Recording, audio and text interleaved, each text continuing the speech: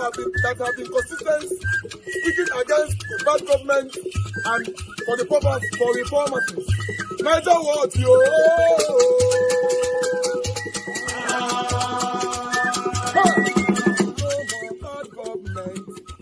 No more bad government. Niger what? No more bad government. Niger what? No more bad government. The only media that have been speaking. No more bad government. The voice of the voiceless. No more bad government. No more bad government.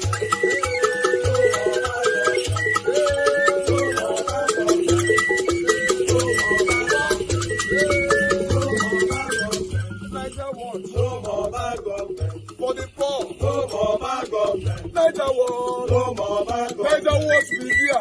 No more bad government. No more bad government. No more bad government. In Nigeria. No more bad government. No more bad government. No more bad government. The only media. No more bad government. The number one media in Nigeria. No more bad government. That have been speaking against government. No more bad government. Niger what? No more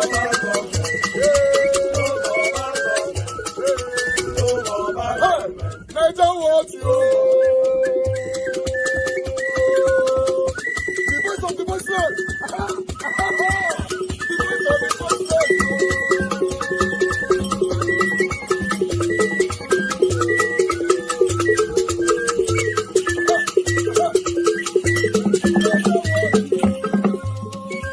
Voice for the voiceless. Voice for the voiceless. Niger what media. Voice for the voiceless. Niger watch media. Voice for the voiceless. The only media that have been speaking against bad government. Being consistency since 1944. Voice for the voiceless. Voice for the voiceless. Umuwame. Voice for the voiceless. Umuwame. Voice for the voiceless. Voice for the voiceless.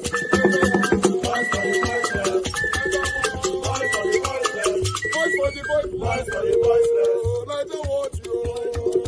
We have been seeing all you guys have been doing, and we recommending to everyone in Nigeria, saying that you guys are the number one. Niger what you?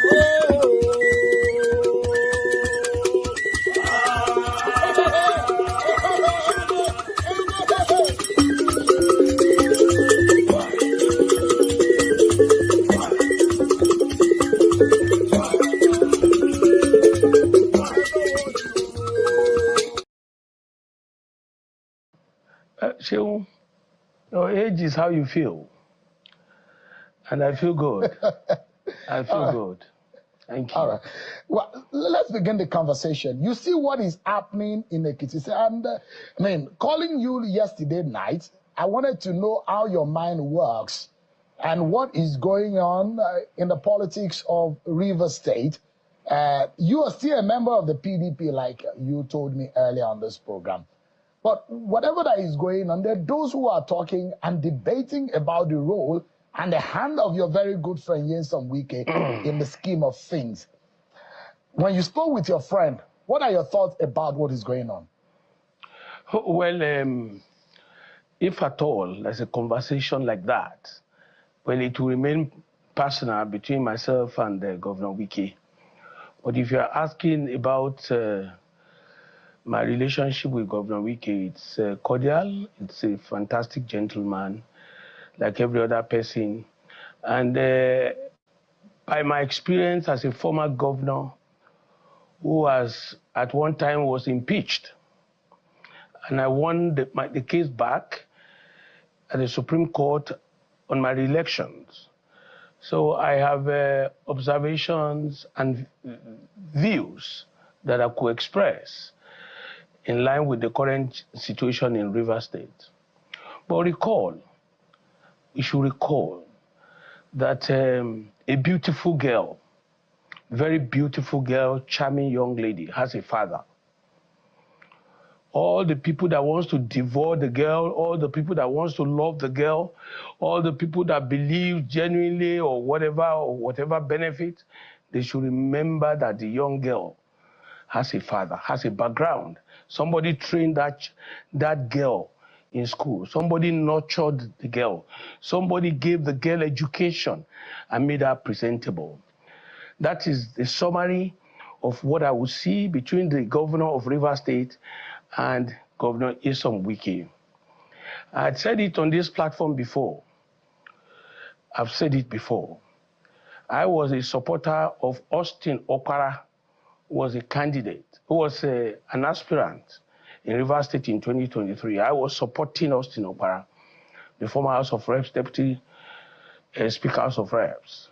But one night, we were traveling from Abuja, and I was hiding that from Governor Wike, but we were both seated at the back of the car. So for me to read his mind, to be able to see if it's working with Austin, before I could conclude the statement, he said, I know where you are. I know your candidate, but I'm not going with your candidate. I am going with Fubara. And sincerely, I didn't know Governor Fubara. I didn't know him that much in the political circle. That shut down our expectation on Austin Okpara. So what I'm saying in effect is to take it back. There was a father of a beautiful girl. There was a father of a charming young lady who has becoming, everybody wants to talk to, everybody wants to know. Fubara is the beautiful girl that was made by a dad. A father brought him up and brought her to limelight. Let us go to the issues now. The first thing I want to remind you is that let no Nigerian governor, let them not come and tell me they don't have interest in a particular person when they are exiting. What is happening in Rivers State is happening almost everywhere. It is the management of that crisis by the sitting governor that matters. From my home state in Ekiti, we can't shy away that we have crisis. I am not a member of the APC, but I'm a stakeholder in Ekiti. We have all come together today, but the governor is managing that space very well. The governor, I remember I told the governor, even this year, whatever the relationship between you and Governor Fayemi, keep your governor powder dry, love him, continue to tolerate all of us. My brother, the governor is the custodian of power and leadership, and he's supposed to tolerate everybody, including his benefactor. Include more to the fact that he's the father of the bride that he is today. Without mincing words, we are talking about governor of Rivers State. For somebody to help you, whichever way, to get to become the governor of Rivers State or governor of Ekiti ordinarily, I think we are indebted to such people. Let me quickly digress to Lagos State. Most of the things that is happening currently in Rivers State can never happen in Lagos State. Can never. Most recent, because Asiwaju was not part of the people, part of the decision to remove the speaker, we all saw what happened. Without Asiwaju's talking, the speaker was restored. Let us remember yesterday to be able to shape in tomorrow. Ingratitude and being ungrateful will create so much headache for anyone into it. Just before you interject, Wike, Sheung, let me tell you, the emergency rule in Rivers, the emergency rule, the suspension of Governor Fubara and the deputy, and this House of Assembly, recalled very well, was a saving grace for Governor Fubara. It was a win-win situation for Governor Fubara. Because the moment you are impeached, that's your end. That is the end. You can't be contesting. We give all glory to God. I spoke with him at the time. Asiwaju did what he did to save his face. Do we say I had a similar issue, even in my second tenure. The House of Assembly that I met were all APC. I was PDP. It was traumatic. Do we remove the House of Assembly from Rivers? No. Do we say they are not going to have a role as House of Assembly? No. Do we say that they are not supposed to take a look at the budget? Are appointments supposed to be made without them? So that when we are talking, we should forget who likes Wike. I'm not saying he's the perfect person. I'm not saying he's the best. But the question is that there's a body called the House of Assembly. Fubara, the governor of Rivers State, has not won one person out of the 26 or 27 of them, which shows they are united. And in a situation like that, having come back from the suspension, A wise governor is supposed to retreat, manage the situation. You can't have your life an investment or a support for someone and tell me that I should die a political death. In the first place, some are saying the president should remove Wike. They are jokers. The president is not like you. It's not like those making such assertions. The president hates ingratitude. A lot of problems will have happened to Governor Sanwo-Olu, but in magnanimity of the president, which shows the president is not looking away from his own state. Who does that? Governor Fauci, let me come in here. Sorry. And those who will say, there's only anyone who is successful in this life who would not be able to attribute it to someone whom they've climbed on their backs and who have helped them, either their parents or their mentors or their bosses or their teachers, no matter what, in every strata of life. Is this godfatherism taken too far? Joe, let me call you short there. Let us come back to Lagos again. A speaker has been impeached, has been removed. He was abroad. Joe, leadership is leadership. Listen, I have a root. I have where I came from. Somebody gave opportunity and window. I say to you, the Asiwaju that I know hates ingratitude.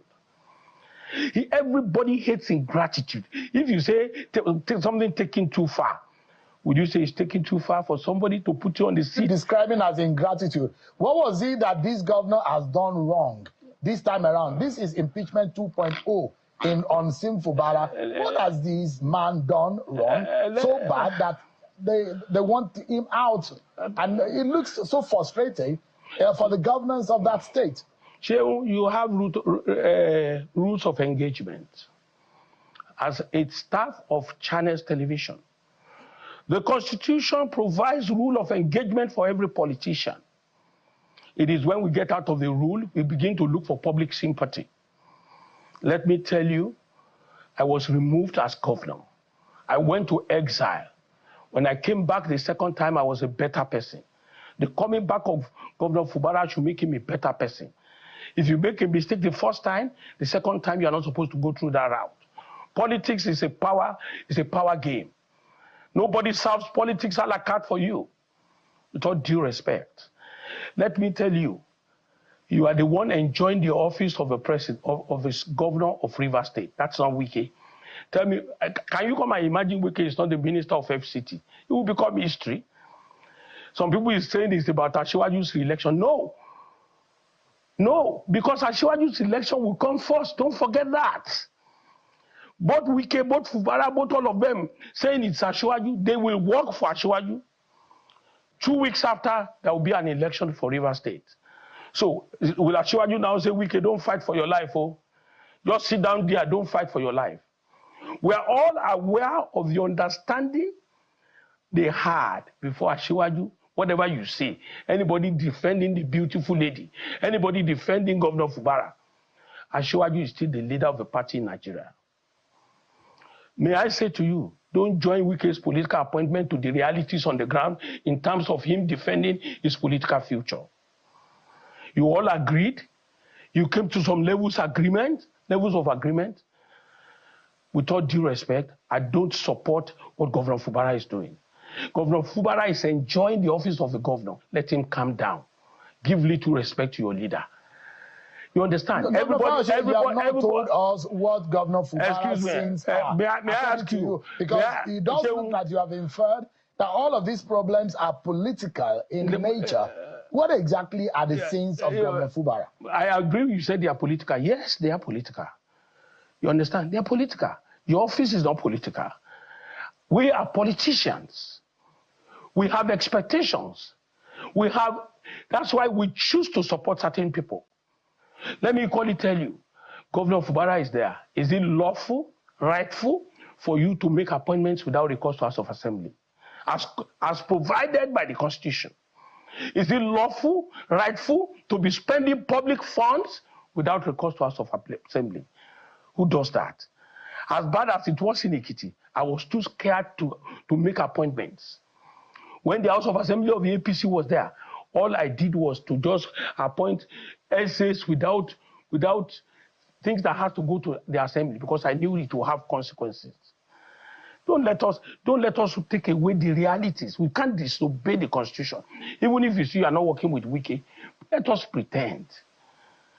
These things suddenly happen until the serving of the impeachment notices. There's a way to go about it. You can pretend and just have peace for your own self. I wasn't the same when I came back the second time. All the same, I was able to face President Buhari because I knew that the direction he would go. At last, Nigerians were able to praise my efforts. But on the seat as governor, I was careful. I looked for most of my enemies, perceived enemies. I made friends with them, like the governor of Ekiti is doing today. The governor should climb down from his high horse and remember that yesterday somebody stood up for me. I rode on somebody's shoulder. Let him climb down on his horse.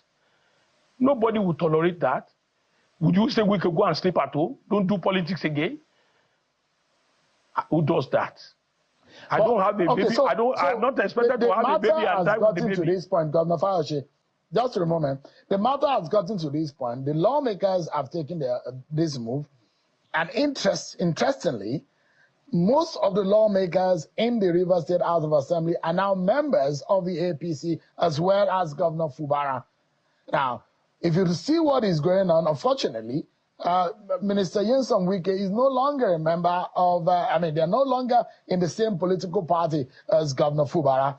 Now, if you were Governor Fubara, with whatever is going on right now, can this situation be salvaged? Can he be saved? Do you think these impeachment 2.0 proceeding will get to the end, or it will be truncated like it happened the last time? Let me say to you, Shehu, take away everything about Wike. Will you kill all the assembly members? Will you impeach them, or will you remove them? I'm saying to you again, this got to this stage because the governor probably was thinking, I'm on the high horse. Let him climb down.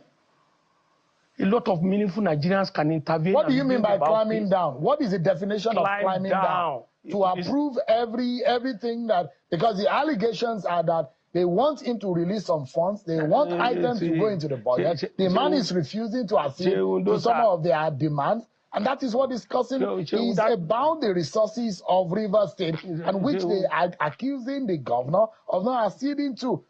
If that is a crime, if that is a sin in which he wants to be removed for, don't you think that is going to get a popular vote of the people of Rivers State? That is the general talk of politicians, cheap blackmail. You know, when I went to EFCC, I went there myself. There was no prompting. I left the government house. I went straight there to appear before the EFCC. I said, EFCC, I'm here at the time. I did not go there and start saying it's because I was fighting Buhari. It's because I'm the enemy of Buhari. Those are lies of politicians. Then let me tell you, Wike was without holding brief for Wike, like me, no matter how small you think my state will be. Wike was a former governor of that state for 8 years. The same position Governor Fubara has been for only 2 years or 2.5 years.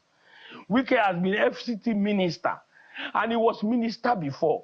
So in his poverty, let me so to speak, he now goes to beg Governor Fubara, give me money. If you don't give money, I will take you out. My brother, they said the houseboy, I'm not calling the governor houseboy, but the houseboy used wisdom to do things. Don't forget about money. All of them from Rivers State are hard characters. When the former governor there too was there, they are all hard characters. But if you are telling me that the governor should calm down, find ways and means, it's not, peace is easier than war. But when you say the governor should calm down, have you spoken to your friend to also calm down? Because there are those on the other side who think that your friend is not calming down, and that is the cause of all this problem. Have you told your friend to also calm down? I take exception to that with all due respect. Wike is not a member of the House of Assembly. They are not coming to take leave of the assembly. They are not coming to take the leave for you to appoint your commissioners by Wike. How many people from Wike has been appointed into his cabinet? Please let us say the truth. A lot of people are attacking Wike today. I might not like some things Wike would do, but the fact remains we are talking about the office of the governor and somebody who has been there, who has helped you. What happens at last? Let me tell you, most people that if it's not that God has been promoting Asiwaju from one level to another, majority will have deserted him. Majority will have betrayed him. Come and imagine, for you to help people to get to power, you are the first target. The walking stick that helps the blind man is first thrown away when the blind man begins to see. That was why I told Governor Fubara, don't block the window so that you will not see wishes and aircraft. And the way things are going, we have to make sure that these wishes and aircraft, Governor Fubara doesn't hear them again. A person that has fallen at a time must take his time to walk straight and be careful. I'm telling you, this one you have brought me here. Yesterday I was telling you I probably won't be able to make it. But the reality is this. Hard situation need hard truth. Wike is his own person. He might be hard in his style. You might not like him. Or you are talking about Rivers governor, Rivers State.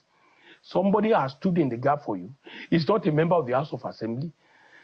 If my governor is insulting me, will I be there for him? Will I be representing him the way I'm representing him? Governor Fayose, just quickly, let me ask you, are you worried about the manner in which the assembly members have treated and related with Governor Fubara? And that those who are saying it's concerning, isn't it, when they think that the lawmakers have no respect for the governor in the manner in which they have addressed and spoken to him, calling the governor a mystic, calling the governor a threat to democracy. When you were governor of Ekiti State, would you have allowed a lawmaker address you in that manner? They addressed me worse than that.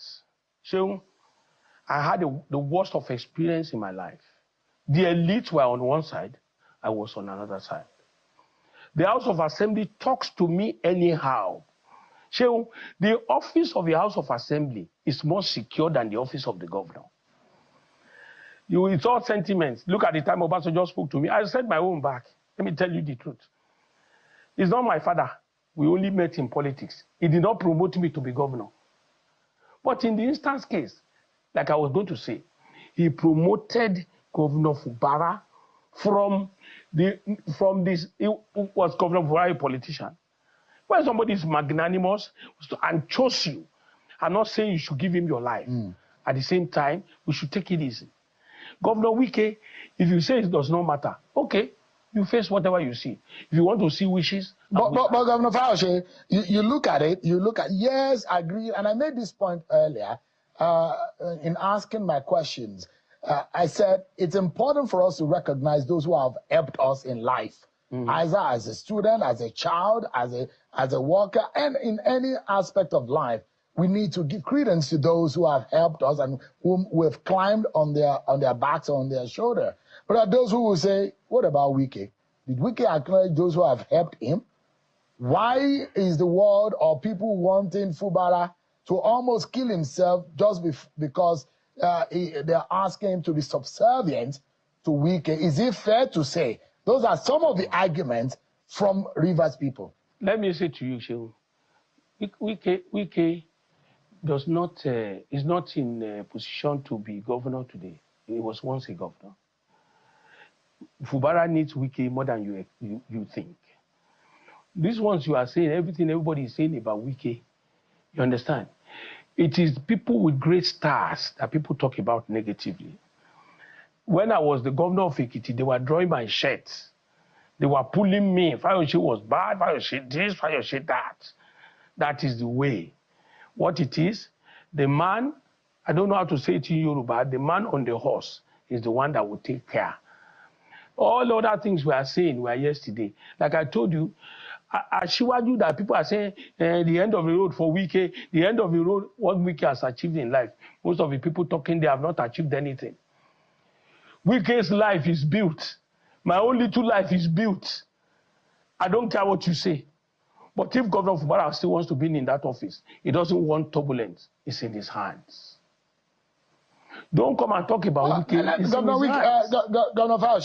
Governor Fauci, let me quickly take you away from River State. I'll take you to national politics now. And you still remain in the PDP. But there are fears, and there are those who are worried how you've taken the fight to Governor Makinde. There are those who see betrayal in it. There are those who say that why would Fayose be doing that? They say you went too far.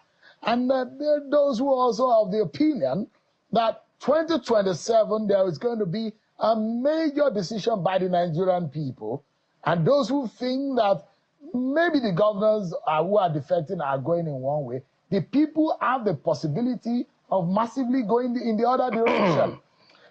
Are you worried that there might be, you are standing historically on the unpopular side of life? Let me tell you, Shehu, I've said it on this platform, and you are the anchor. What has gone wrong in G5? 5 of them were sitting governors with some of us who are former governors. What has gone wrong till today? Tell me. And don't forget, it was, I want to say this, it was on my phone that Governor Wike first spoke with Governor of Lagos State.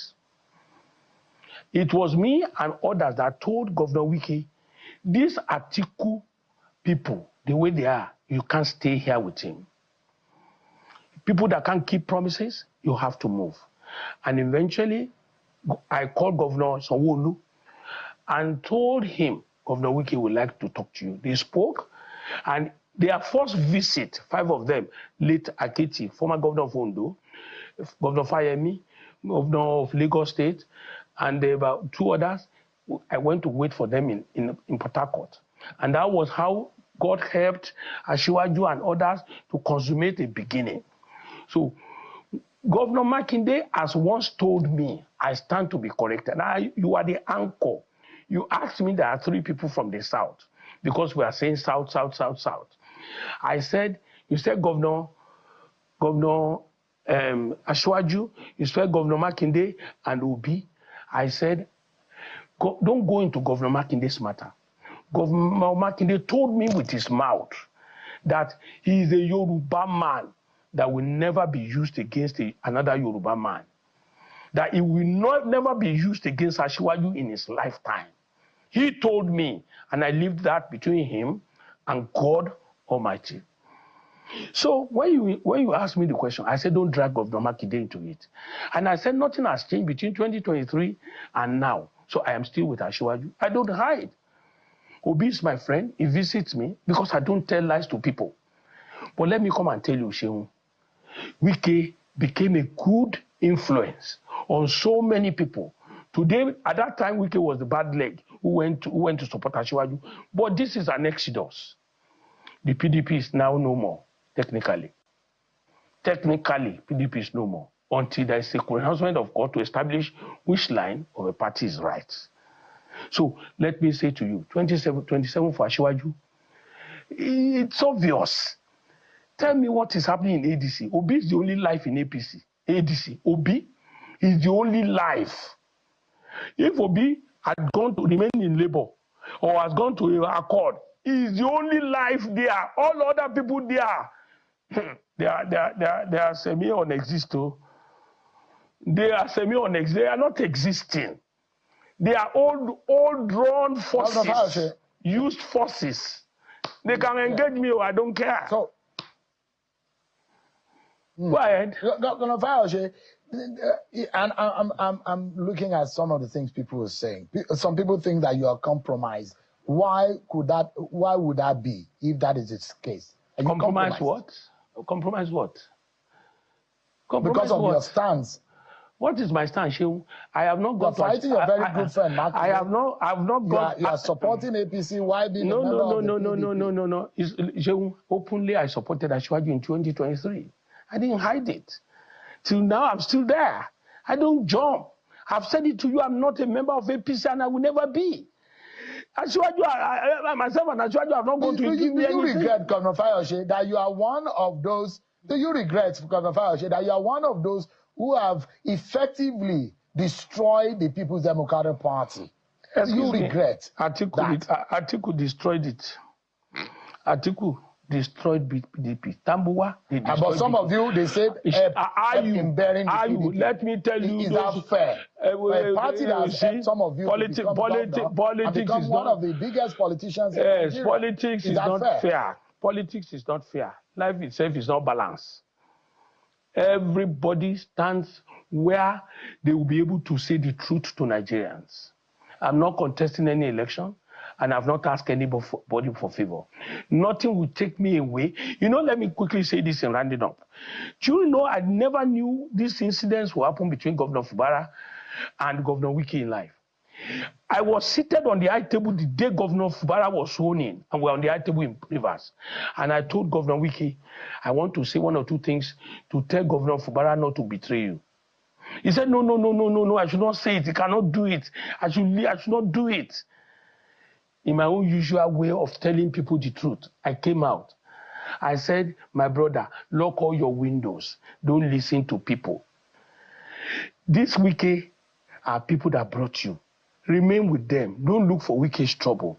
If you look for Wike's trouble, you will get, it will be to no end. I said it.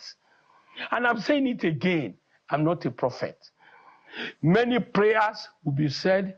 Do you think that this impeachment listen to this one, to the very end? Just wait. Do you think they might be able to succeed? Just wait. I'm not a prophet, and I'm still telling you. So many prayers, fasting and prayers will be the only thing that can save Fubara in this one. My prayer is that God will enter his mind. President will assist to calm him down, to remember that the danger. One will be in his house before you realize so. I was already in exile before I realized. Absolutely. You support him 100%? Absolutely. Take a bet. Speak for the elders of River State. Do they support him for second term? Has he satisfied the elders and the people of River State? Do you think, from your feelers, you're a leader in your own right? Definitely. Mm-hmm. Yes. In the sense that the support Fubara has is organic. Mm. And you know what's very peculiar, if you like, or why we have a soft spot for Siminalayi Fubara? He's not a politician. Really? But he'll be angry with me because I say, but I mean no disrespect. Mm-hmm. He's an accountant, and he accounts for our money.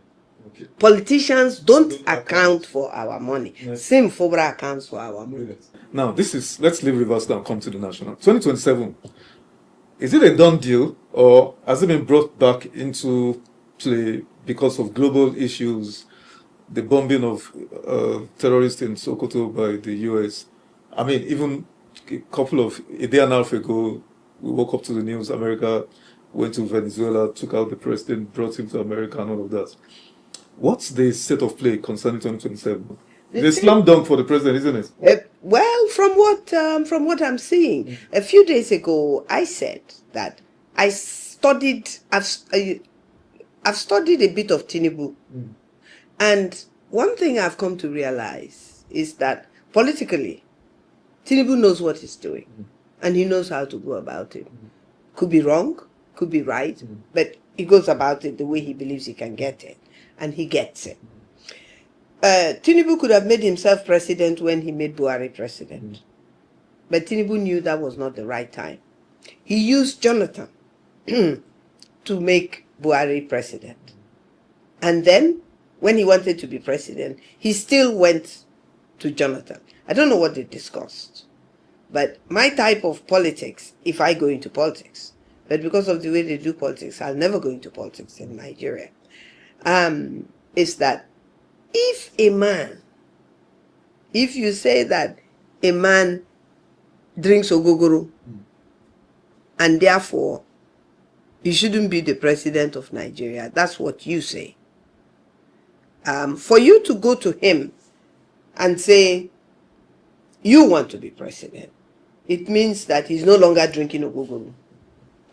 or that he's still drinking the ogogoro, but now you want to be president, it really doesn't matter. So then why did it matter when he was president? So I'm yet to see.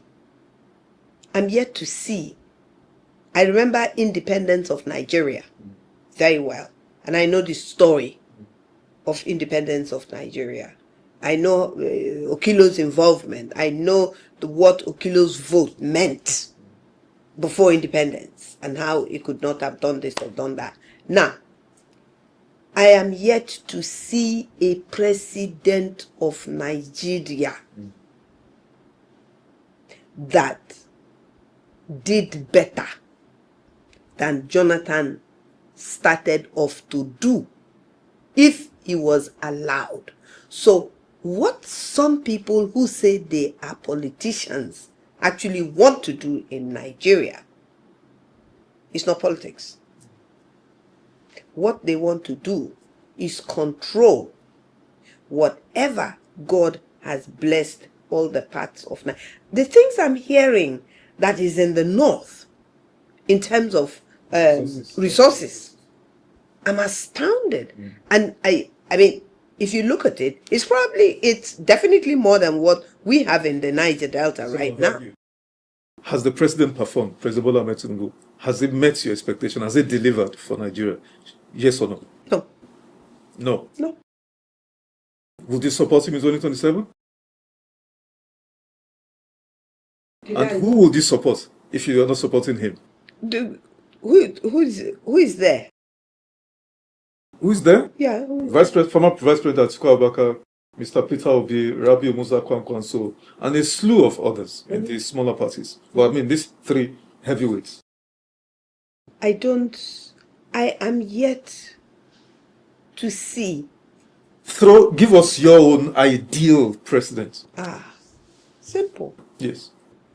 My ideal president. A name, a face. That's why, I mean, if you woke me up right now, if I were asleep and you woke me up at 3 o'clock in the morning and say, out of everyone that wants to be president, who is the ideal president?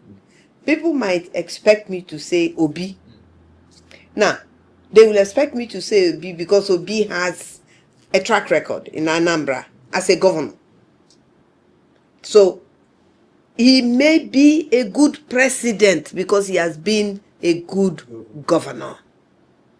Now, any other person that I see today that wants to be a president or has been a president, the only person, and this is not because he's from the same ethnic nationality with me, is Goodluck Jonathan. So you wouldn't mind former President Goodluck Jonathan coming back to? I will mind. What's he come to do? No, what's he come to do? It's like somebody it's like a woman, I divorce a man. He has an unfinished and then, business. No, he has no unfinished business. The only unfinished business Goodluck Jonathan has is to make sure that his people are raised up. That's the only unfinished business he has. He has no unfinished business with Nigeria. They didn't want him. So he has no unfinished business with them. He may think he does, but I don't think he does.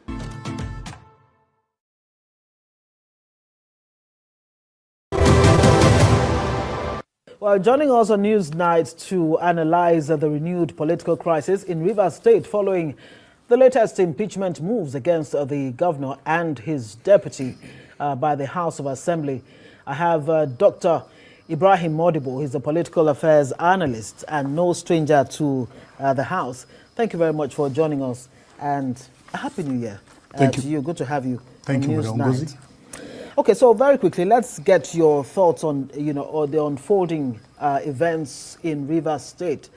For the third time, the State Assembly has decided to impeach the governor for all manner of reasons, about 7 of them. First off, what are your thoughts on that? And do you really think that Fubara can survive this? Thank you, Madam Ngozi. Happy New Year to you and entire Nigerians.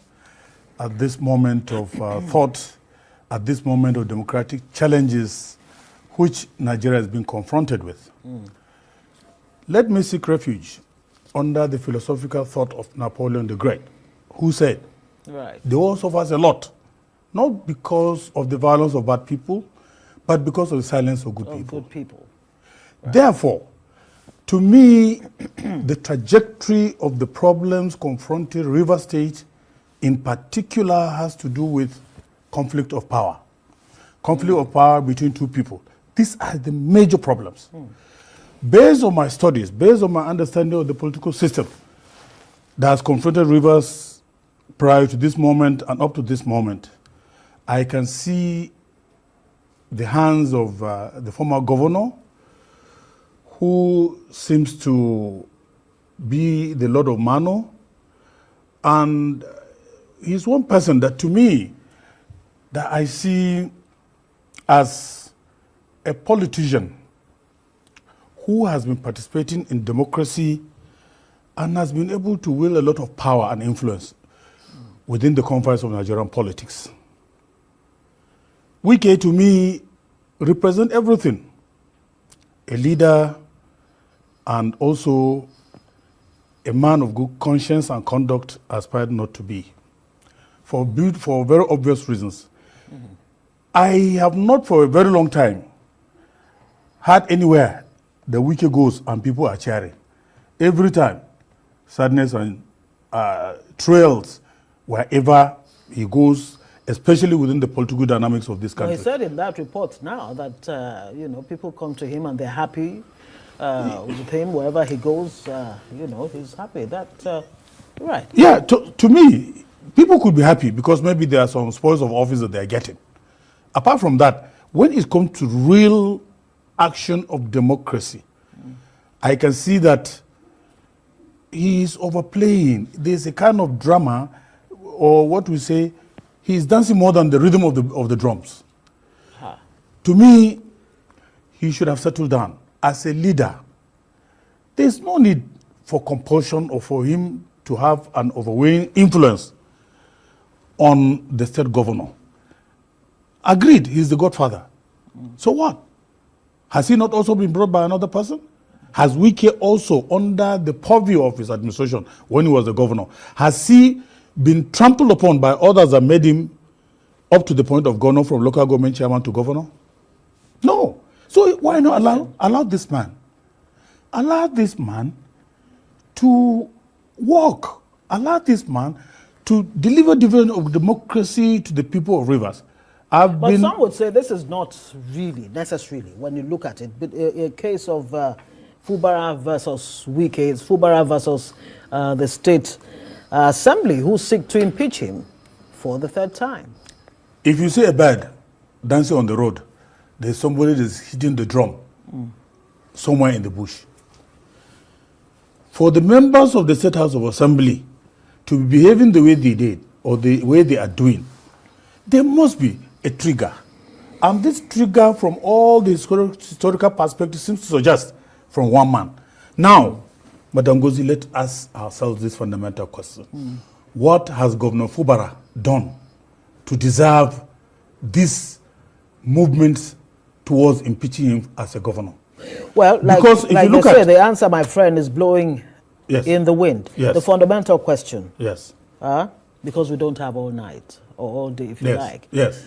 Can Fubara survive this? What will it take for him to survive this onslaught this time around? Yeah, Fubara can survive it. And I think he has the capacity. How can he? With the assistance of the National Secretariat, who are currently backing him, and also the APC governors. All of them should have a team, should form a very formidable team to withstand this pressure. Otherwise, we're destined for a very dangerous democratic journey. To me, the best thing to do is for the state, for the national leadership of the party to stand up and pick up the gauntlet. Make sure that this kind of thing is not allowed. After all, Wike is neither in APC nor in PDP. So what is his business in the party? And looking at even the State House of Assembly, most of their allegations that they brought along, they are just frivolous allegations that I think it looks very comical. Demolition of Assembly Complex, unapproved budgetary spending, withholding of funds meant for Rivers Assembly Service Commission. Of course, the issue of the budget, refusal to obey Supreme Court ruling on House financial autonomy, seizure of salaries of clerk of Rivers Assembly, Emeka Amadi, on and on and on. They say he has failed to present another budget. You see, if God can forgive us of our sins, I do not see why the Rivers State House of Assembly should not be able to forgive the governor for what they perceive as a sin. Because already he has been punished by the government. They have made him to leave the seat, and they brought a sole administrator. What else do they want? And looking at the issue of budget, the issue of budget has already been passed by the National Assembly under the purview of the sole administrator. Therefore, what budget again does he need to submit to the Assembly? And then thirdly, if you look at the issue, some of them are just pedestrian. When I read them, I laughed because they are personal. They are all thinking about their private pockets, not thinking about the people. Fubara, based on my research and findings, has been able to do a lot. He has, I think so far they said he has done about 100,000 housing units for the poor. He has paid salaries and allowances of pensioners and what have you as at when due. And that even within the parameters of the national budget for the lowest income earner, he has perceived that. And almost every year he has been given the Rivers people the 13th month. I'm not from Rivers. I've never known Fubara from Adam. And I don't even know him. I've never met him. So in spite of what you say are his achievements, yes, the State Assembly still want him out. They still want to impeach him. Now, on the issue of how can he survive, President Tinubu once intervened. Not just once or twice. Should he intervene again? And on whose side really do you think Tinubu would be on? Who do you think maybe? Quake is rocking one of Nigeria's most crucial states. In Rivers State, the battle between the executive and the legislature has escalated to a point of no return, threatening to plunge the state into a profound constitutional crisis. The Speaker of the House, the State House of Assembly, Martins Amewuli, has launched a searing accusation against Governor Siminalayi Fubara, alleging a direct assault on its democratic governance. This comes just as the Assembly has for a second time initiated impeachment proceedings against both the governor and his deputy. This morning, we ask, is this a necessary constitutional check or a dangerous breakdown of power? What does this mean for the people of Rivers State, and what precedent does this set for Nigerian democracy? So joining us to unpack this deepening crisis is a PDP stalwart, Comrade Dabo Kiabo Warmate. You're welcome to the break, Comrade. Thank you for Thank you, Comrade, for coming in this morning, and me. Happy New Year. We're glad to have you here. Each time we have the issues concerning the PDP, you're always here to help us analyze and unpack. But then let's move to Rivers State, because that's our focus this morning. So, Comrade, from everything that we've seen, we've heard, everyone is observing, everyone is analyzing the issues, in Rivers politics. Now, do you think that the crisis happening is about policy agreement or struggle for power, or the interest of the people is being put in front to make sure that when it comes to 2027, the people of Rivers State will have it smooth and easy? What is your take? Well, let me also add that I'm from Rivers State, so it's my state, and the truth remains that it's not policy, neither is it in the interest of the people. It is in the interest of an individual, which Rivers people are frowning at, that you cannot just wake up one day and say you want to impeach the governor under the guise of frivolous allegation against the governor. You see, the truth remains that when I listen to the speaker talking, it is very clear that they are not happy with the governor. But it is not because of what the governor has done. It is the issue is between, let's be frank, is between the governor and the FCT minister. Issue of power play. We shouldn't deceive Nigerians. That is what is happening in Rivers State as we speak today. And the FCT minister needs to be cautioned. That is the truth. He needs to be cautioned because, you see, even Hitler at a point failed. So you cannot reign forever. He said it in his own words, the FCT minister, that godfatherism will never, he used the word never, happen in Rivers State. He even went as far as saying that Obaseki should be voted for the singular reason of resisting godfatherism in the person of Oshumle in Edo State. That is what is happening in Rivers State.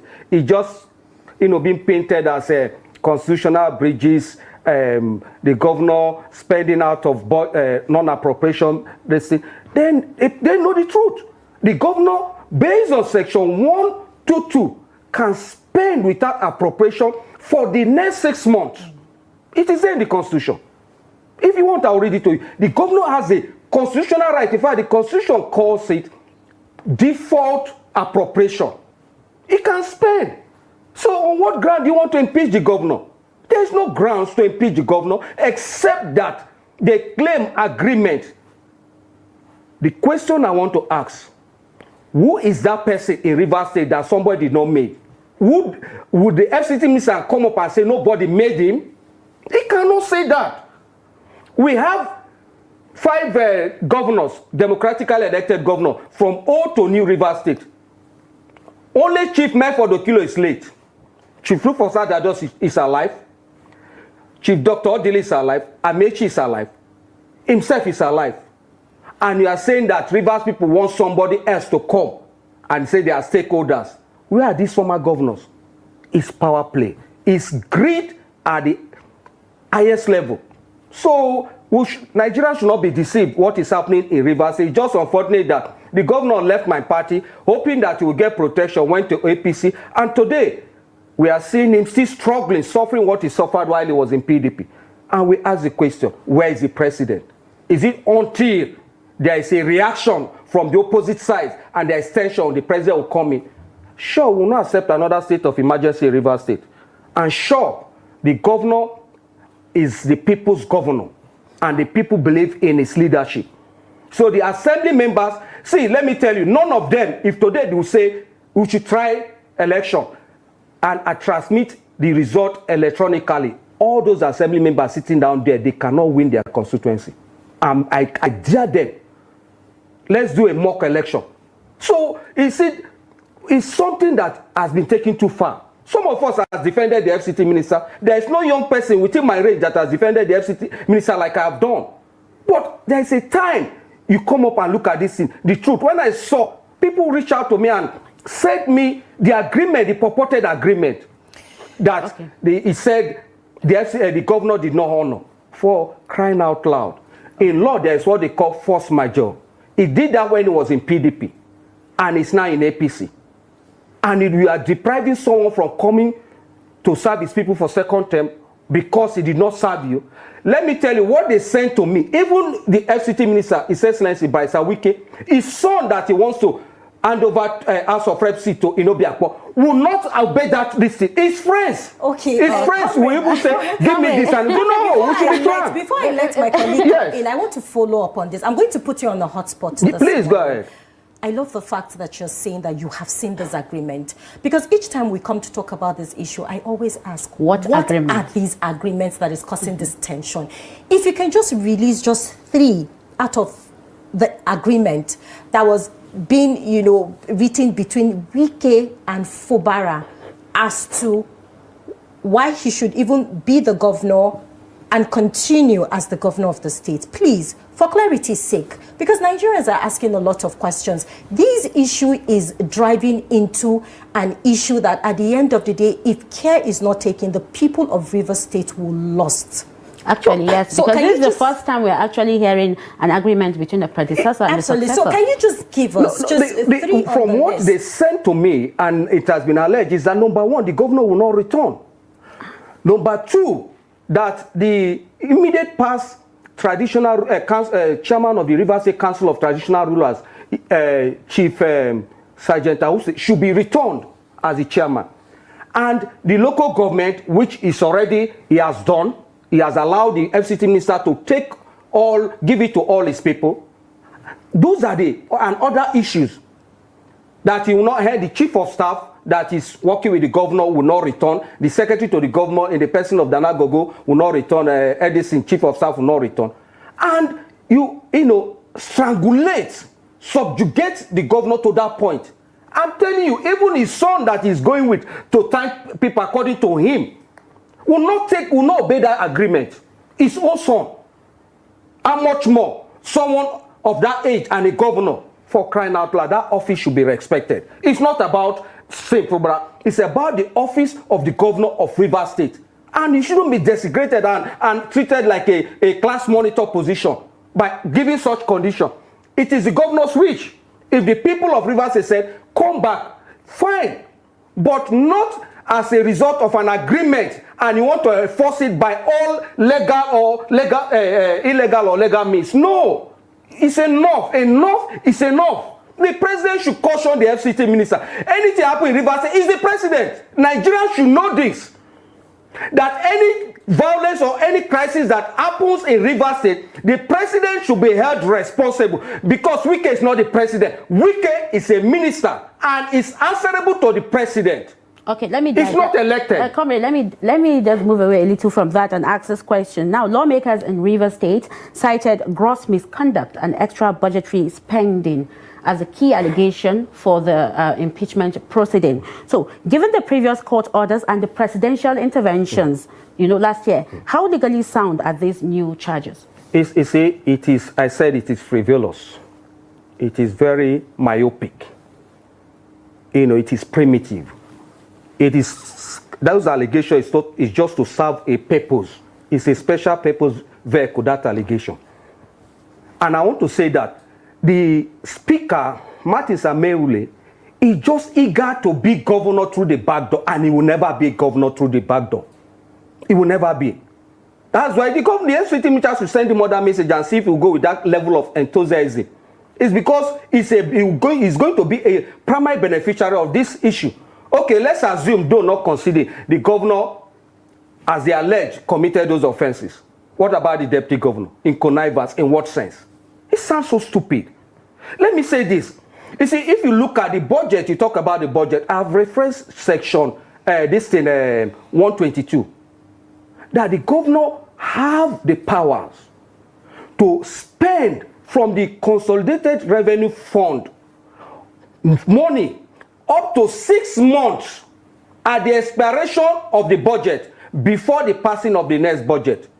If there is any delay, it's there. If you want me, I can read it for Nigerians to see. 6 months, not just 1 month, 6 good months. In fact, the Constitution refers to it as default appropriation.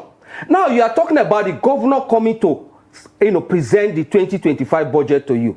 It's an insult to the president. The action of the State Assembly members is an insult to the president. It's an insult to the institution that is their senior, which is the Senate and the House of Reps. How?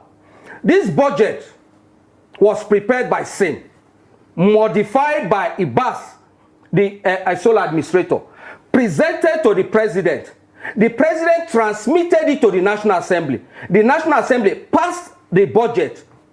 And today, as we speak, we don't have appropriation bill. What we have is appropriation law in Rivers State. Then, if they want the governor to represent the law, then they should first of all go and tell the president to withdraw what he presented to the National Assembly. Then the governor can present another budget. Okay. Otherwise, it's a law already. And that is whatever the governor spends from there is constitutional. Except they are saying what IBAS spent is also unconstitutional. Meanwhile, it has been alleged that IBAS gave them 350 million, gave them SUV. They should tell us what that money is spent. And other money that a project he claimed to have done. Is it constitutional? Then they should start with IBAS. They should call him to book because he presented the bill. The appropriation bill for the president to send to National Assembly, and the National Assembly approve it. And that ought to slide. The lifespan of that budget is from January 1st, 2025 to December 31st, 2025.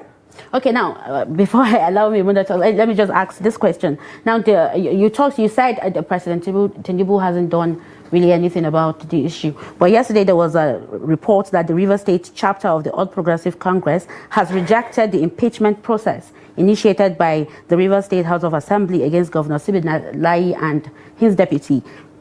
describing it as destabilizing and unnecessary. And then again, in rumors yesterday, especially in social media, I beg your pardon, we saw news that the president said the impeachment attempt is laughable. So will you say that it's a way of like chipping in, you know, how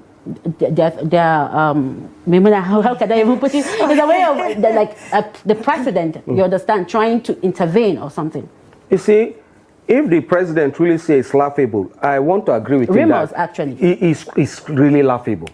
It's laughable. And I think those people should be given a slot in Nollywood to act drama. Because what they did is just a drama presentation. You cannot just get up one morning. Now, let me say this. In fact, as long as the law is concerned and the office of the governor is concerned, they've not submitted any notice of impeachment, and I'll tell you why. It is against every, moral sense, and even in administration, that you address a man as a woman. Look at the letter they sent to the governor.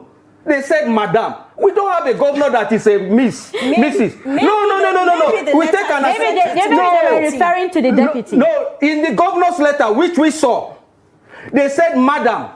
Our governor is not a madam. Our governor, if you don't want to show respect to him, you want to call him Mr. Our governor is Mr. That letter is not for our governor.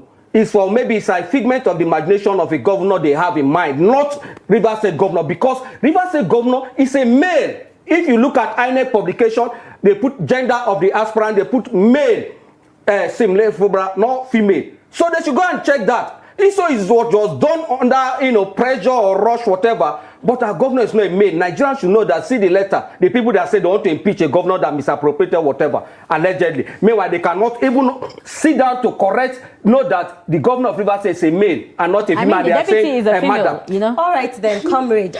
When this is... So that letter, as we stand now, is invalid.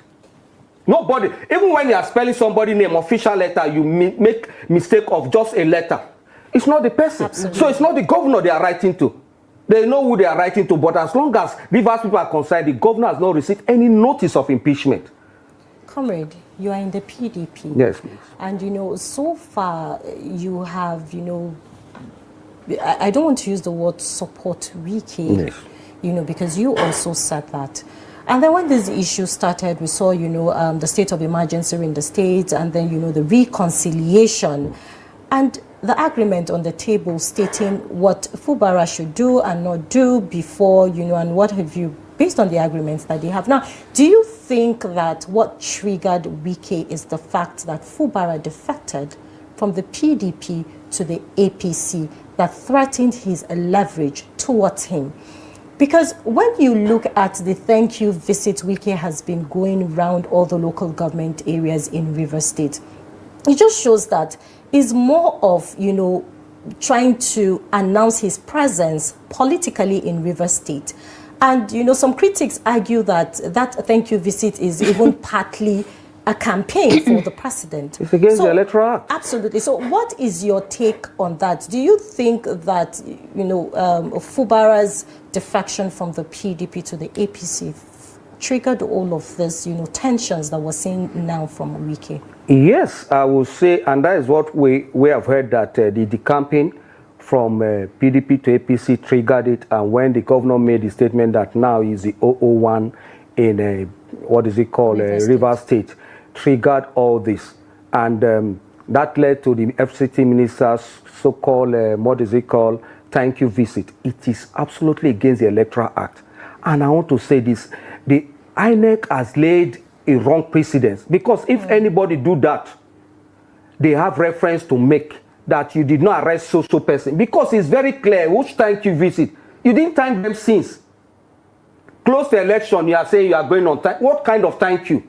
Go and visit them in their house. If you want to wait through the election, you didn't thank them after the election, immediately after the election. That is what should be done, not now. This is a clear campaign. You heard him saying, I support Tinubu. You heard him say, you don't, the INEC Act in section 84, it made it clear, under the guise, through even a proxy, you don't make such statement.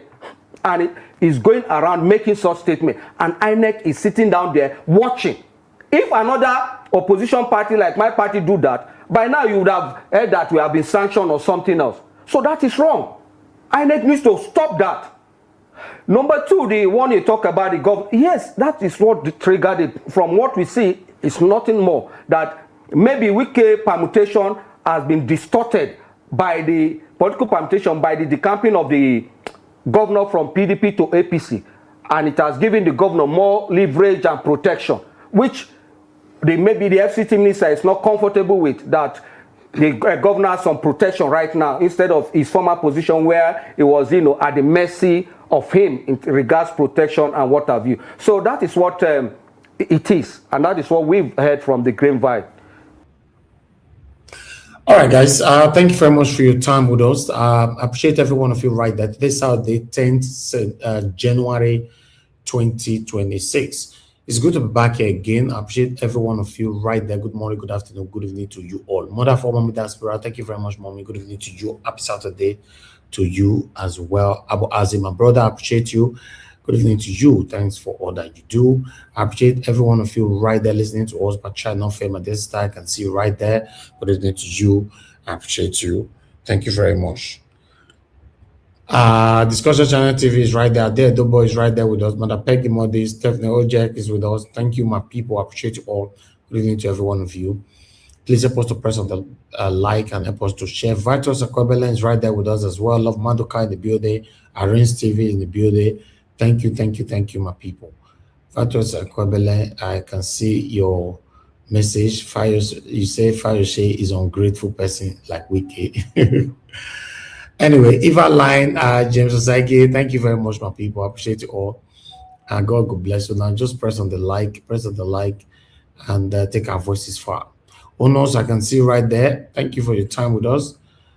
Wisdom Lucky, I can see you as well. Mike Akimbari, my brother, I can see you right there in the building. Thank you very much. Michael Carter in the building as well. Mother Rita with us as well. Thank you very much. Efosa Odua, thank you very much. Good evening to you. Uyi Desmond right there. Thank you very much. I appreciate you. I appreciate every one of you right there. Adelaja Ogumbi, I can see you right there.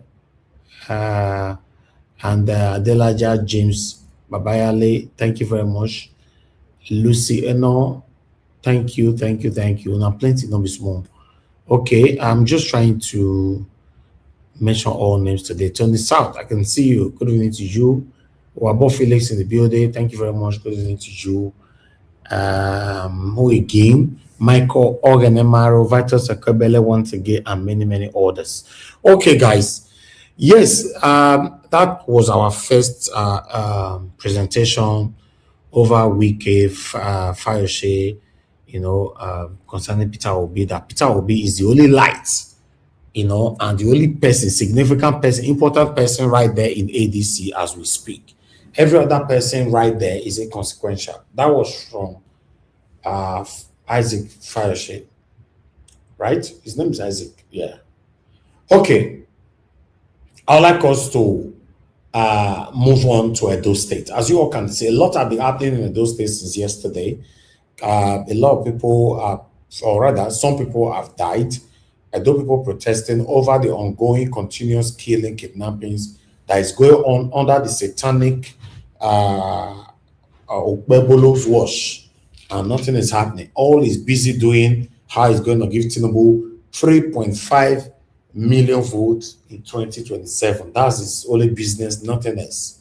This satanic governor is just there like a puppet, there worshiping his godfathers so that they can retain him for second term in office. And information is already going on allegedly that he's going to be thrown out. He's not going to have second term. But we'll discuss that another day. But meanwhile, more Nigerians have reacted to what is currently going on right now in Edo State. I'd like us to take it from here.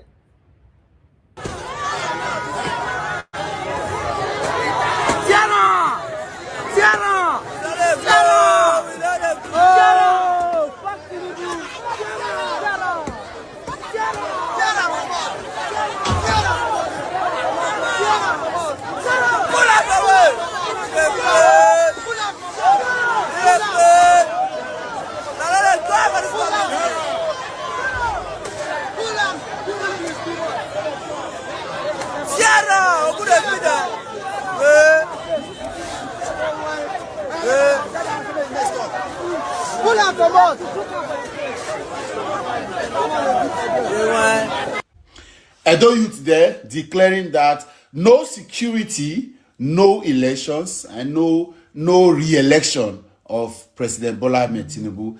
I told you that 2026 we unveil a lot of things. A lot of lies that have been told in the media will be unmasked. A lot of propaganda will be shred. Will shred them, and then you will see in itself. And funny enough, this is not even happening in Benin, not in Auchi. It's happening in the heart of Edo Central. Ekpoma, Edo State, is the economic hub or headquarter of Edo Central, the Esan-speaking people of Edo State, where the governor is said to come from. And we have said this severally. It has never been about tribe. It has never been about region. It has always been about qualitative leadership, zeal, willpower to enforce it that things get better. All of this Esan agenda, you cannot even secure your home. What are you talking about? This is the point. And Okpebholo and Tinubu, of course, it's obvious. I said it a couple of days ago that how do you say you want to be tying roads where people have been complaining? We have never seen a set of leadership in this country that is so disconnected. I personally blamed Obaseki at this time to say, okay, you were providing development, but then the people seem to have asked for something different. This one now, he has not asked the people, he just called they do ga like headless chicken. Bro, you know when you cut head come up for chicken, you don't the job now, so this government just be. I'm talking about the state government. Because like I said, cut Tinubu some slack. Yeah, security is not in the exclusive list in the issues about this country. We run a federal system of government. The federating unit like the state has got powers to also provide security for residents and citizens of a particular state. And Governor Okpebholo is being empowered to fixing that thing. We have asked about what are the efforts this state has put in. It's not enough to say you are using people to pursue cut is very good, and I commend his anti-cut activities. Like I said, I hope it is not that same charade that Oshomole did where they were settling cuttings. You know that thing cannot be sustained. It's not sustainable. I hope that the fight against cultism in Edo State is actually total. Assuming it is, but what about other insecurity issues? The kind of ways Edo have been in the news for kidnapping, these people have been crying non-stop for the last 1 month at least. There have been several videos from Ekpoma. People cannot go to school. I say people cannot step out. It is that bad. They are being kidnapped on daily basis, if not per minute basis. And a governor has been so indolent, so quiet, so oblivious, so unconcerned. And you have a state like that, and the man is claiming to be in touch with the people. The people that wants to produce the 2.5 million, the 3.5 million has now increased by the failed Jarrett Enebe. Who are they? And so the people now are revolting. What you are seeing now, it is just a tip of the iceberg. You will see more and more of this. The rejection will be loud, except something happens. We can no longer continue to entertain mediocrity in the name of politics and say it is governance. We must separate it. Time of governance has passed. Continue to drag the previous administration or the past administration. Continue to speak English. The people are asking, secure our lives. At least that is basic. I've also asked people that had Bola Ahmed Tinubu, if you were a president that got into power in 2023, what would be your primary or what would be your priority? The same people that campaign for him, they recognize that security would have been topmost, and ask what exactly in the meetings of meetings, in the caucus of meetings, in all of this money shared, has there been a report of, has there been an improvement in security of lives and properties in Nigeria? What is new security wise? What has Bola Ahmed Tinubu done that is different from what Buhari has been doing? Apart from putting your brothers and sisters in service chiefs and having an NSA that is most likely like as useless as anything else. Okpebholo, that is it. And I'm happy that this is happening. Whether they are attacking Tinubu or not, it is the fact that they are telling you vote of no confidence in the security plan or masterpiece or master plan for the state. This is what you are seeing here. Not be me talking. This one wasn't instigated, wasn't incited. They are just tired. And Edo people are tired. And this is, of course, you trust Edo, one of the most politically matured states. And I say that not because I come from Edo. It is only in Edo State where there have never been a senator that has gone for the third term in National Assembly. We are waiver. That is political maturity. Only a donor the runner. You never born that person where we will come they do since 1999, 8 times. It's not very well. We know when to remove. Go and check those state record in elections. Who we vote for in presidency is not really about who is governor, not the party that is in power. We know, we get sense, and it has always happened. So all of these hula balu, bulaba, they do, a time will come. And I'm happy that those people are, and I want this tempo to be sustained. I hear that the things has increased now. This video is almost like a couple of hours ago. I hear that I'm seeing videos of the army has been called into it. The thing has moved into a full-blown riot. As I talk to you, we'll bring proceedings. We want to ensure that the videos are worthy enough to put out. When we get quality videos, but this is a good one. And I want, see, nobody's coming to save you. Yeah, nobody. Even as you are waiting for Trump, please fix yourself. These people can do better. They will hear every day that they are collecting monies in billions from federal allocation. They should do the right thing. All of these contracts, sharing it within yourself, it will fail. Propaganda will fail. Well done to Edo Youth. Well done to those of you from Ekpoma. I hear that the VC has even announced stop in academic activities. It means that it has reached a certain level. Ojagbe idiots.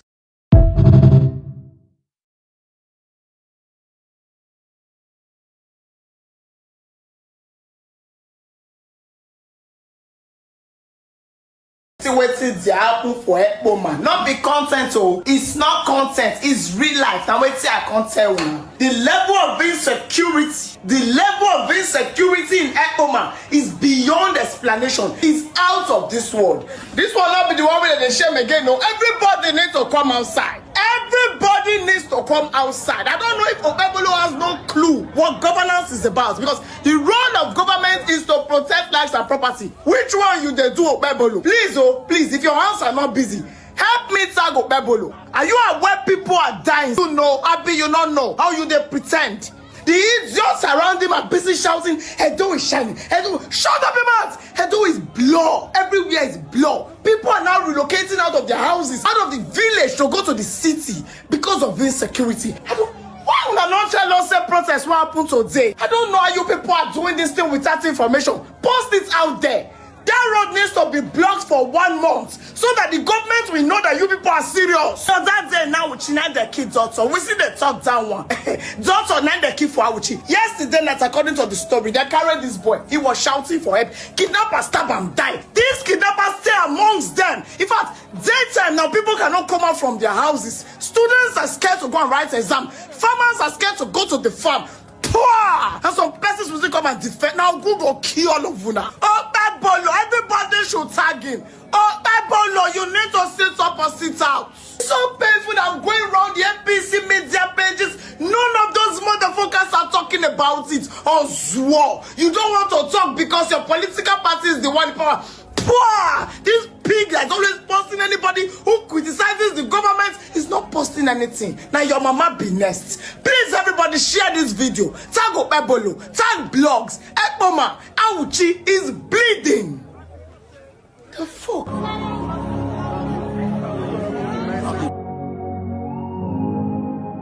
Kidnap on the 10th. Kidnap on the 4th. Who is next? We don't know who is next. It's very sad though. It's very, very sad. And the painful part of it is that you will still see those satanic people supporting these satanic governors. They will come here. They will come and insult you. You know, they are everywhere. But currently, this is what is happening in my state. Very unfortunate. It's happening right now. I'd like us to move on. Let's take 1 or 2 more reactions so that we can start talking. For those of you that want to join us, please, better you come in now. It's Saturday. It has been taken over by insecurity. You can see a lot of people outside now. They are protesting. They are angry. They are tired of the insecurity in the state. In that state, they have a D7 governor. D7 governor, we get Ike Man join. It cannot solve the insecurity in the place. I remember when he was campaigning, he said he would bring them insecurity. They know here, they refuse to listen. But now they can see it for themselves. See, this man, the insecurity when he talks and go provide, now they provide for them. The governor D7, we get hype man. It cannot stop insecurity. People are on the street. They are no longer safe. People are not safe in Edo State again. If you do your house, may they come kidnap you. If you do anywhere, may they move you. Edo State is no longer safe for people to live. They need to do something about it. The governor D7 and the hype man. The only governor we get hype man. Governor we get D7. We can't get hype man. That cannot solve any problem in the country. We know if you solve anything for in state other than saying I have guaranteed to know for 2027. You cannot do anything about these people. You are there to serve the people. You cannot do anything. I am not surprised because when you want, you say I will provide the insecurity, and that is what is happening. You cannot do anything about it. Governor we get hype man. They shout up and down, but insecurity they there. No solution. State we won't deliver 2 million votes. Even he himself, nobody won't vote for him. If they no do a do more. See,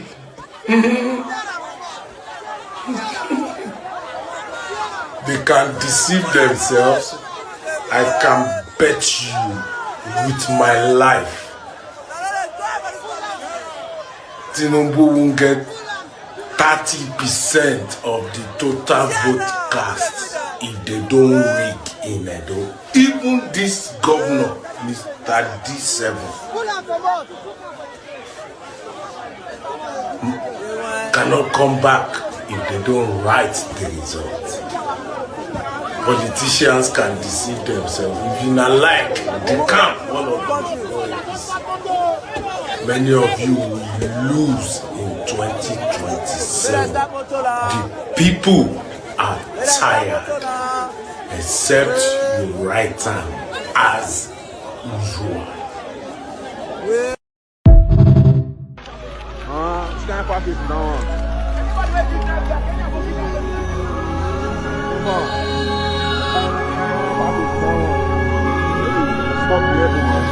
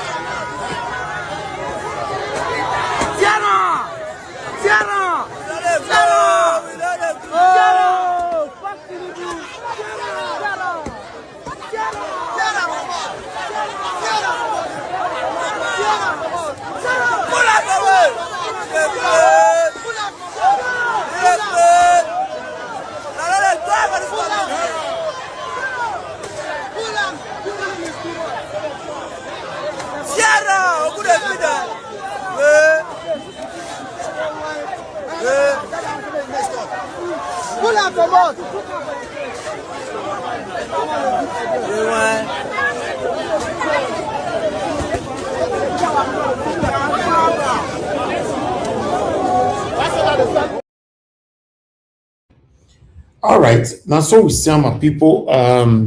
If you guys pay attention to the video that I displayed just now, you can see how ugly my state be. When we talk here, people will be attacking us. Can't you see how ugly and dirty Edo State be? All their satanic supporters will be supporting them. They think we are fighting for our selfish interest. No, I'm different. I'm very, very different. I don't support politicians because of what I want to gain. I don't do that. And I will never be part of those satanism. Edo State is ugly, dirty, smelling. Yes, the state was dirty, smelly, ugly under Oshomole, under Lucky Benedict, under satanic Obaseki, under satanic Okbebolo now. Yes, that is why you see we talk all the time. Edo State is not even presentable. Can't you see? When I not see that video, when I not focus on the houses on the left and right, you are not saying, what a shame. Nothing is working in the whole Nigeria. Nothing.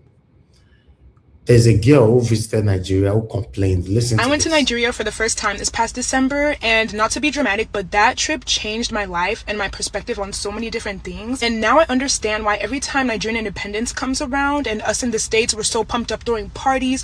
Oh my God, Nigerian independence, doing photo shoots, wearing green, white, green. And people back home in Nigeria are upset with us and they're like, why are you celebrating? And you won't understand until you go there and see that there's quite literally nothing to celebrate about Nigeria. Poverty is insane. People can't afford basic health care. If there's an emergency, you don't have 911 to come and help you. Like, there's so many things that needs to be done in Nigeria. If you get sick or if you get injured in Nigeria and you don't have money, it's quite literally a death sentence. Even if you do have the money, it can still be a death sentence for you. We had to rush my sister to the hospital because when she was getting out of the shower in the village, it fell on her and all the glass pierced her skin. And we took her to the hospital, and when we got there, the sight was so disheartening. What I saw made me so emotional because there are so many people there that were just laying around unattended to. The fact of the matter is, if you're there and you don't have money, you will die. You can be bleeding out in that hospital, and if they ask you for your payment card and you don't have it, they will watch you die.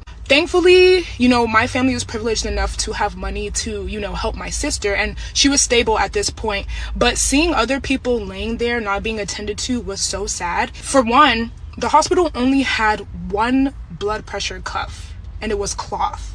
They used it on someone and now wanted to put on my sister. My sister said, no, I'm okay. I don't want you to put that on me. 2, in that whole emergency unit, there was only one nurse there. One nurse. 3, my family had to go and buy Band-Aids for the hospital because the hospital did not have Band-Aids. They were treating my sister and the nurse said, can you go buy plaster? A hospital doesn't have the proper equipment to take care of the patients there. As a recent graduate from nursing school, this made me so sad because I believe that everyone deserves proper health care. And I just think it's a basic human right that everyone deserves to be treated, whether you have money or not. Your health is the most important thing. And that just motivated me to, you know, start a GoFundMe to raise money for this hospital, at least to start seeing the change that I want to see, because Nigeria is more than just dancing and jollof rice and Afrobeats. Like, we need to tackle the bigger issue at hand, the poverty, the lack of healthcare. It's so bad. We need to stop associating Nigeria with just vibes on vibes on vibes. Go there for a good time, spend your money, come back every December. Like, there's so much more to Nigeria than just vibes. So the link will be in my bio. All right. Yes, that's the experience of someone who visited Nigeria and complained. Yes, my kids also complain. They complain, but I don't want to bring that here. No need. You know, everybody who visits this country, even upon what they can see, even though you are doing well, whatever, but the system itself that we see in their presence, in the presence of my kids, immigration were begging for money. You know what that means? Immigration were begging for money at the airports. It's crazy. Nothing is working in the country. Nothing. When they were coming, it happens. When they were leaving, the same thing happens. They actually asked my daughter, where are the naira that you could not finish? Are you taking them back to the UK? Give it to us. You know what that means? I don't want to go there now.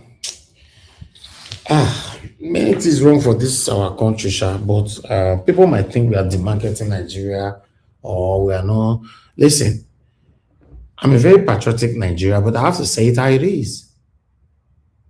I have to say it how it is. A country where politicians are fighting for themselves, not for the people. Or you're not aware that politicians fight for themselves. They recycle themselves. They are not fighting for the people. And you expect that kind of country to be good? Now, Peter Obi was heavily criticized today by the video Dele Momodu deliberately posted on his page on Instagram. That video was a bit shocking. And a lot of comments there, people criticized him. In fact, 95% of the people that criticized Peter Obi, why? Maybe 5%. Madam Rita, I can see you, man. Maybe 5% were saying Peter Obi is a very humble person. I don't know what you think, if this is humility or if you think is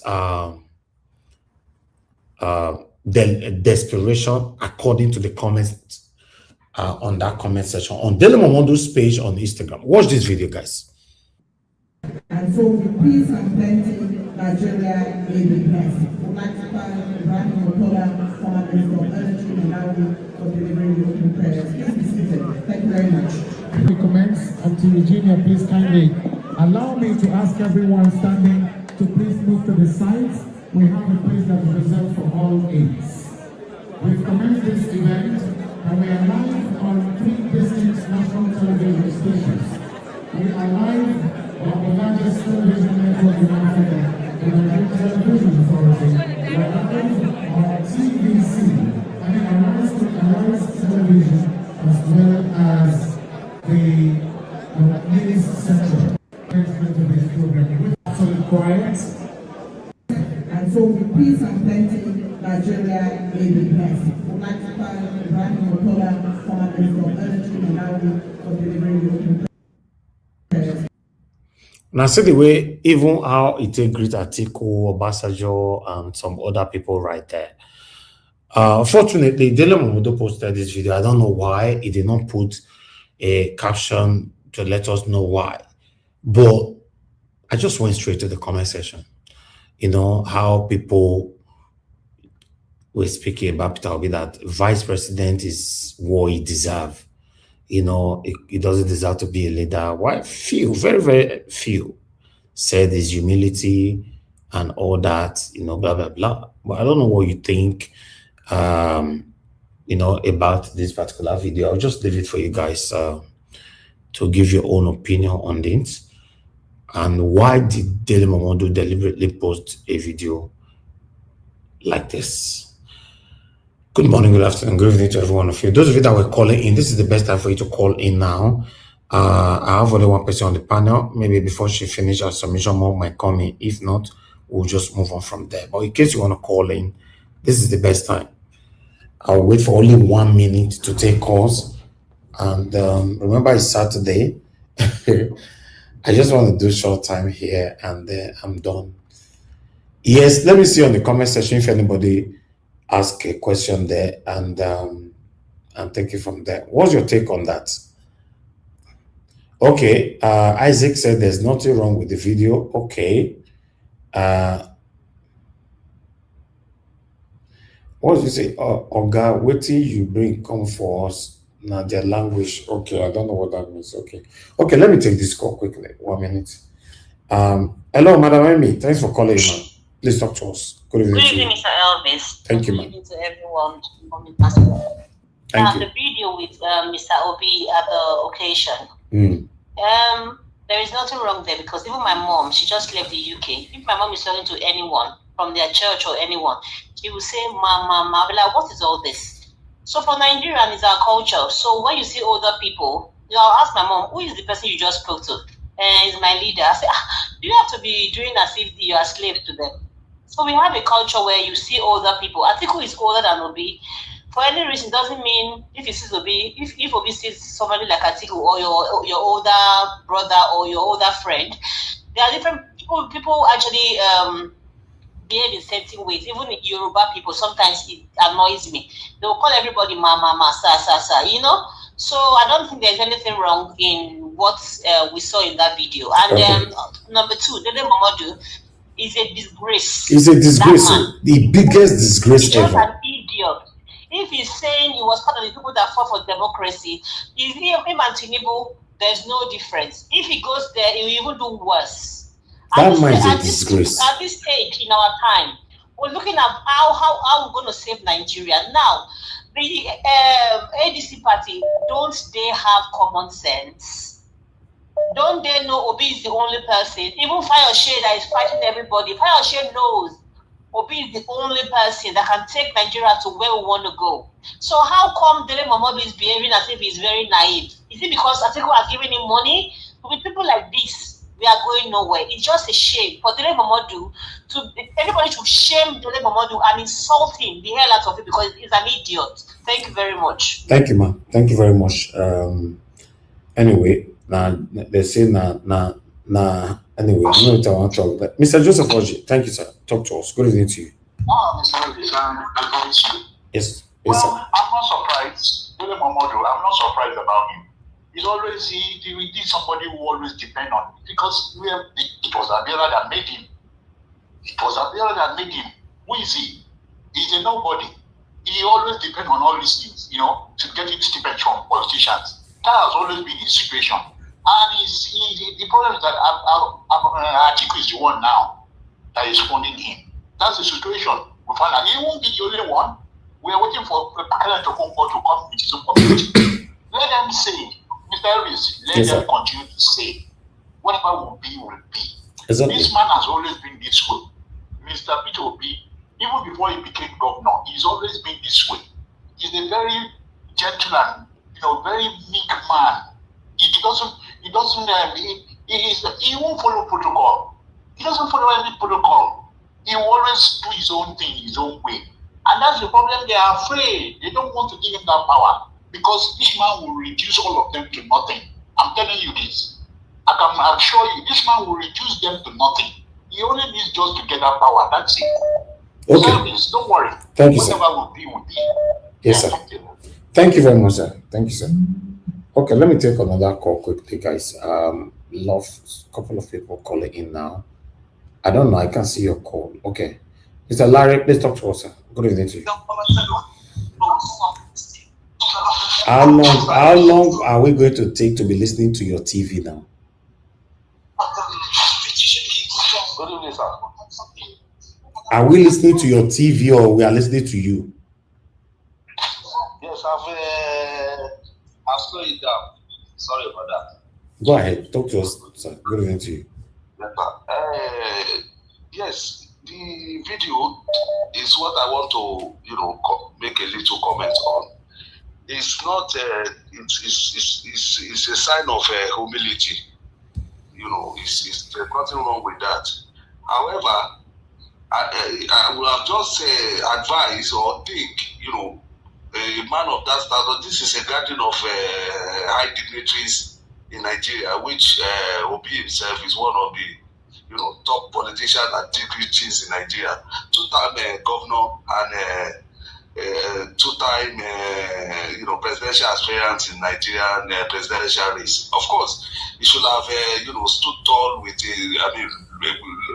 I would have expected to see a man with is full of confidence in the presence of these people, while greeting them with humility.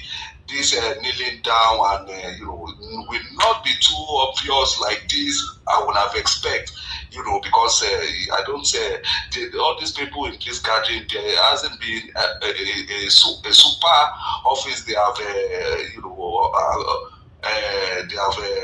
occupied that will be as not. Such office is a man of a high standard and figure himself. So I would have want to see a Obi that is will not look kind of inferior in the presence of these gladiators or what we could call them. So it should I would have expected more standing firm in his greeting with courtesy as well, not kneeling down like it's not even a Yoruba man, it's an Igbo man. It's the Yoruba that used to do overdo with their cultural greetings like this. So that's just my little contribution. Thank you, sir. Thank you very much, sir. Thank you, sir. Yes, sir. Okay, let me see if I have another person here quickly so we can move on straight to the panel. I have two powerful women right there already. Someone has been calling in.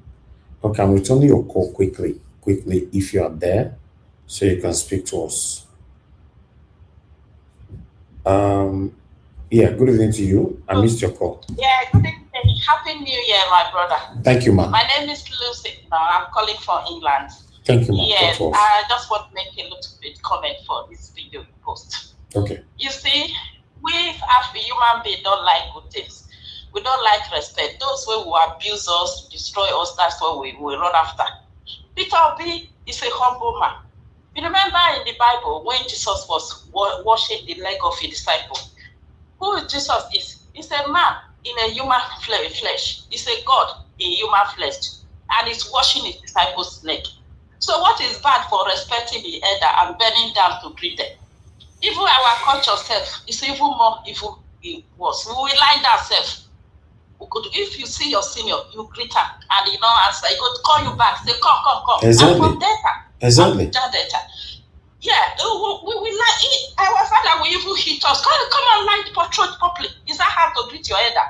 How much more? This man is older than him. Almost twice his age. I think we can give birth to a Bina. Abi Obasanjo cannot give birth to Obi. So what is too wrong for them? Our Nigeria, do you people like good thing? Anyway, I like to make it touch on our way since we not like good thing.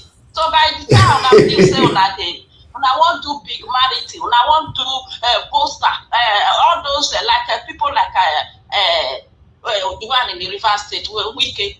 So and Tinubu, they deal with all of them. They cry. Why are you people complaining? Well, I should embrace it now, since they like good thing. And they don't like all the bad thing where they happen to them. In Nigeria, they live opposite life. The good thing, they will throw that one away. The bad one, they will put that one forward. So what else do you want to? Nigeria Watch, God will bless you. And I like the way you bring certain things out of this place to really know the true color of Nigerians. So those who criticize this video, they are the most foolish people on planet. And that man where did not even get one vote, he only get his own vote when he contests as they are jealous of Peter Obi. That's the only thing. They were waiting, they were eating their teeth because they are thinking that the Obi will not come out to anything. As if the Nigerian want him, because he's the only humble person. If they prove say they are innocent, they are not guilty with thief. Let them provide all the proof now, say they are innocent. Peter will be able to prove himself. But they could not prove anything for themselves. So Nigeria Watch, we will fight for this man. I think this man is our last hope in Nigeria. If this man slip out of our finger, the suffer where they suffer for abroad. I come to Nigeria, I spend only 4 weeks. I feel like I spent 20 years there. I was crying, I was weeping. I couldn't believe my eyes how people are suffering. I immediately alarmed them for today. They were begging me money. I was going back, they were begging me money. So Nigeria, the person who will come and manage on our things, I will now see, everybody will see it with this true eye. Now they come abroad and they see what they happen. They don't want good thing. Nigeria Watch, please, just do your best and leave the rest to God. If whatever they want to see, let them see. You live fine. Everybody live fine. But since Nigeria no one good thing, if they not give Peter Obi, now their problem now. Peter Obi they beg there. That one is a billionaire. Don't worry, my brother. Thank you. No, they see you. And they feel so bad sometimes when you feel the pain that the Nigeria are going through.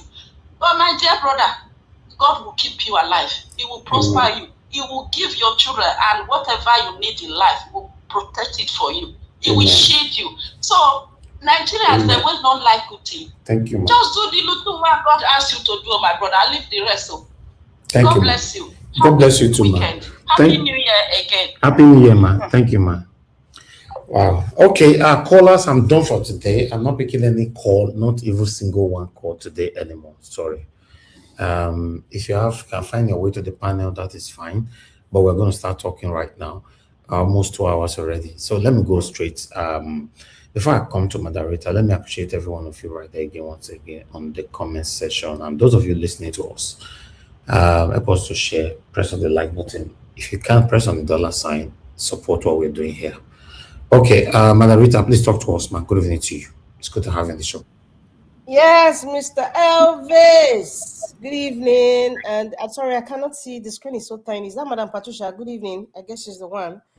Yes. And my lovely mommy diaspora, I love you, mama. Happy Saturday. The same thing goes to everyone in the comment section. Love Maduka, Osas, Everline, Chris Wagu, Mr. Sam Emovo, are you there? Oh my goodness, Mr. Emovo, you better be on this panel now. And we're not going to be talking about Obaseki or Edo State.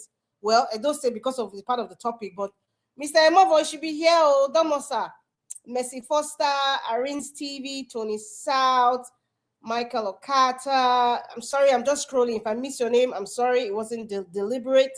Vitus Ekebere, Black Panther. You know what you're supposed to be doing right now. Isaac Dot, everybody, Abu Azi, Johnson Emmanuel. I don't know if you're there. I'm just gonna go around. Onus 22. Everybody, happy Saturday. It's still Happy New Year. Well, still in January anyway, but it's still Happy New Year. And thank God for today. Today is a great day, and we shall all rejoice and be glad in it. I want to say congratulations to Super Eagles, first of all. And yes, I pray that Mr. Elvis, I saw what you wrote. You know, that's the only thing that keeps us together is sports. When Nigeria wins or, you know, scores a goal, whether you're Hausa, Igbo, Yoruba, Bini, Ibibio, whatever. Yes, so congratulations to us. So yes, so we are getting there. Everybody comes together. You know, it's a great feeling. I just sometimes, you know, just wish that same great feeling, you know, it continues when it comes to politics or when we come to selecting our leaders. Anyway, that's on a very light note. Coming down to, I watched a little bit of snippet of Fayose. I watched a little bit snippets of Ann Keo Briggs. And of course, and what happened in Edo State, you know, I think I'll start with Edo State. Let me just get it over and done with. It's so sad that this young man has passed on. Well, this is the one that we know. I know there's a lot of people that we don't know who have passed on because of the insecurity that is bleeding the entire nation. And Edo State is a case study right now. So it's so unfortunate. And I pray that those people who are in captivity now as we speak, whether we know them or they are announced or not, or those people who are, you know, have been taken down and, you know, their names have never been spoken. I pray that God will comfort their family. Madam Eugenia, you know, anytime I hear any or I see anything that has to do with kidnapping, I remember Madam Eugenia. I don't know if she's here. She's one of our own in Nigeria Watch. You know, and she told us about a family member who has been kidnapped. And I remember as far as December, that's last year, I asked her and she said he's still in captivity. So there's a plethora of people who have been in captivity for 2, 3, 6 months. Then the media doesn't take it. We don't know. We can only pray for them. And sometimes, you know, the way I see this kidnapping thing is it has not become like a movie. You know, it's like a continuous movie. It's not even like a documentary. It's a movie that we're seeing every day. You know, it's disturbing.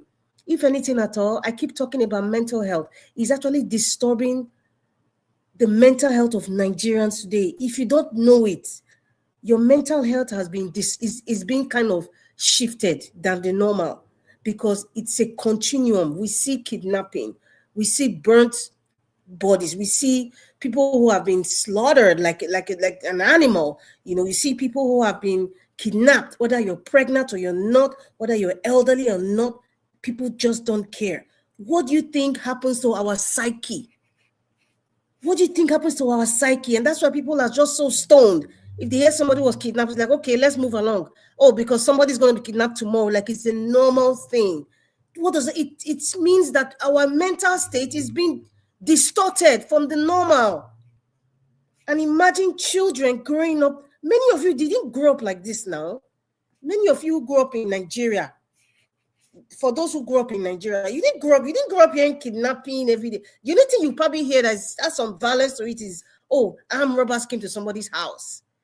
That's the highest level of criminality that you see in the public space. There wasn't social media then, but at least the TV stations were obviously more effective than now. And of course, electricity. So everybody was aware of like the most heinous crime you can ever think of was armed robbery.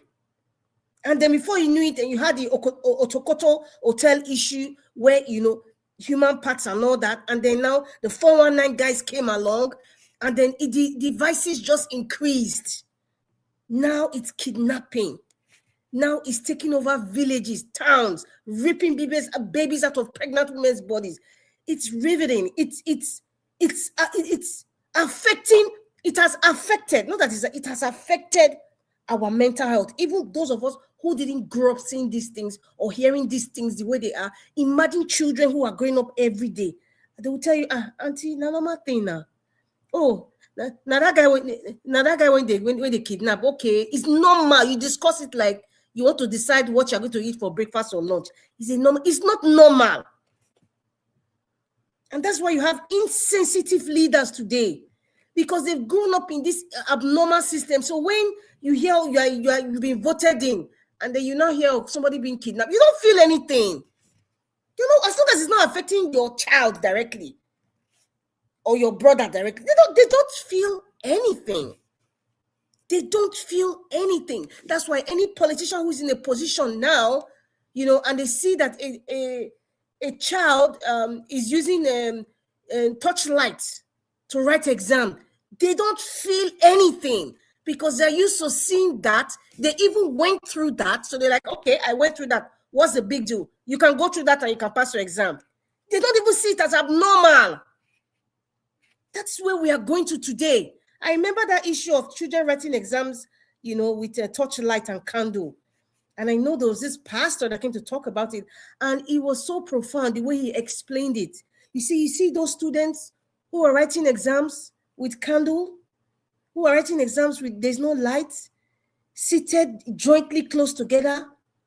When one of those students become your governor tomorrow, and this same issue happens, children are primary school children, let's not even go to secondary school. Primary school children are still using slates. They're sitting down on a bare floor, not even a floor that has tile. This is like natural soil in a building that's dilapidated. The roofs are off. The rain is falling. They're just in one corner. That child will grow up tomorrow and become your governor or local government chairman. And that kind of thing will still happen. He will not see anything. He won't feel it. He has been numbed by the way he grew up. A child who grew up in the West, those of you who have children now abroad, London, America, you know, Europe, Italy, Germany, Sweden, everywhere. Imagine your child. Just imagine. I'm not saying, God forbid, your child won't experience that, but those children in Nigeria, they're human beings too. They're somebody's kid. But imagine your child now, who is in primary school, goes to the same primary school and experience that. Do you know your child will be traumatized for life? That's the child that you...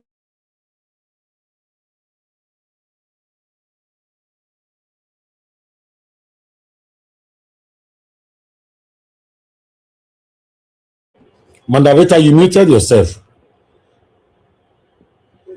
Mandarita. Oh, sorry, can you hear me? Oh my God, I was saying some things. Okay, I was just making an example. I said, most of you who have children abroad now, imagine your little princess or your little prince now. He's in primary school. He's in maybe grade 2 or grade 1. And then a grade 1 teacher or a primary 1 teacher, a student, in Nigeria, is sitting down, holding his paper and pen. Rain is falling, the roof is opened, and the teacher is screaming for them to hear. Imagine bringing your child, your princess now, who is in the London or somewhere in Europe, is sitting down in the same class that is dilapidated. Don't you think that your child will have nightmares? Your child will have nightmares. Your child will be traumatized, probably for a very long time. Do you know why? They've never experienced it. They never seen something like that. They don't understand why somebody can study like that. Rain is falling, lizards are flying all over. They'll be screaming. You probably have to take your child to a shrink. That is what Nigerian children are going through now. I just talked about primary school. I'm not even going to university or high school now. It has become a norm. This satanic way of living, this evil way of these things that we see every day. Do you know the kinds of leaders that we are breeding right now? Do you guys know? One of those persons will be in the security agency. They won't feel anything. One of them will be commissioner for education, possibly minister for education. One of them will be governor, local government chairman. it will be the same cycle because they've never seen anything different. They can't feel it. What you and I are feeling like people shouldn't live like this. This kidnapping and killing now in Edo State. I mentioned it the last time I was, or I would say sometimes last year or 2 weeks ago. This kidnapping of this the man and his wife in Auchi. I said that axis, Aviele, Auchi, Ekpoma. Why is it being repetitive? It's like a cycle, wheelbarrow that keeps rolling. What does that tell you? Nobody, I dare any security agency now, if they can prove to me that at some point their colleagues are not part of this, if they can prove to me that they are not, I will apologize. But I know for sure, I'm believing that you cannot have incessant kidnappings around the same area. And I hear that the police barrack is near that place in Auchi where they're kidnapping. You cannot tell me that they're not part of it, or some of their staff, they're not part of it. Some of the people in security agencies are not part of this kidnapping in collaboration with cultist boys. This incident that happened in Ekpoma now, these people who are protesting, all these people who are protesting now, burning tires and doing whatever they are doing, can they tell me, both male and female, that they don't know one of their friends or family member who has a metal, who they know that is involved in kidnapping, who they know that is involved in cultism, that they are not part of these vices in collaboration with some security agencies? Because that's my belief, that's causing these killings around. Because Nigerians are hypocrites. Yes, Nigerians are hypocrites. Can they tell me, some of them, their girlfriends among the protesters, or they're just a passerby? Let me use Mr. Oduwa's word. Some of them are part, they know. The person that kidnapped that young man, that person is an indigenous of Ekpoma. That person is not a Fulani. It's not from the north. They know.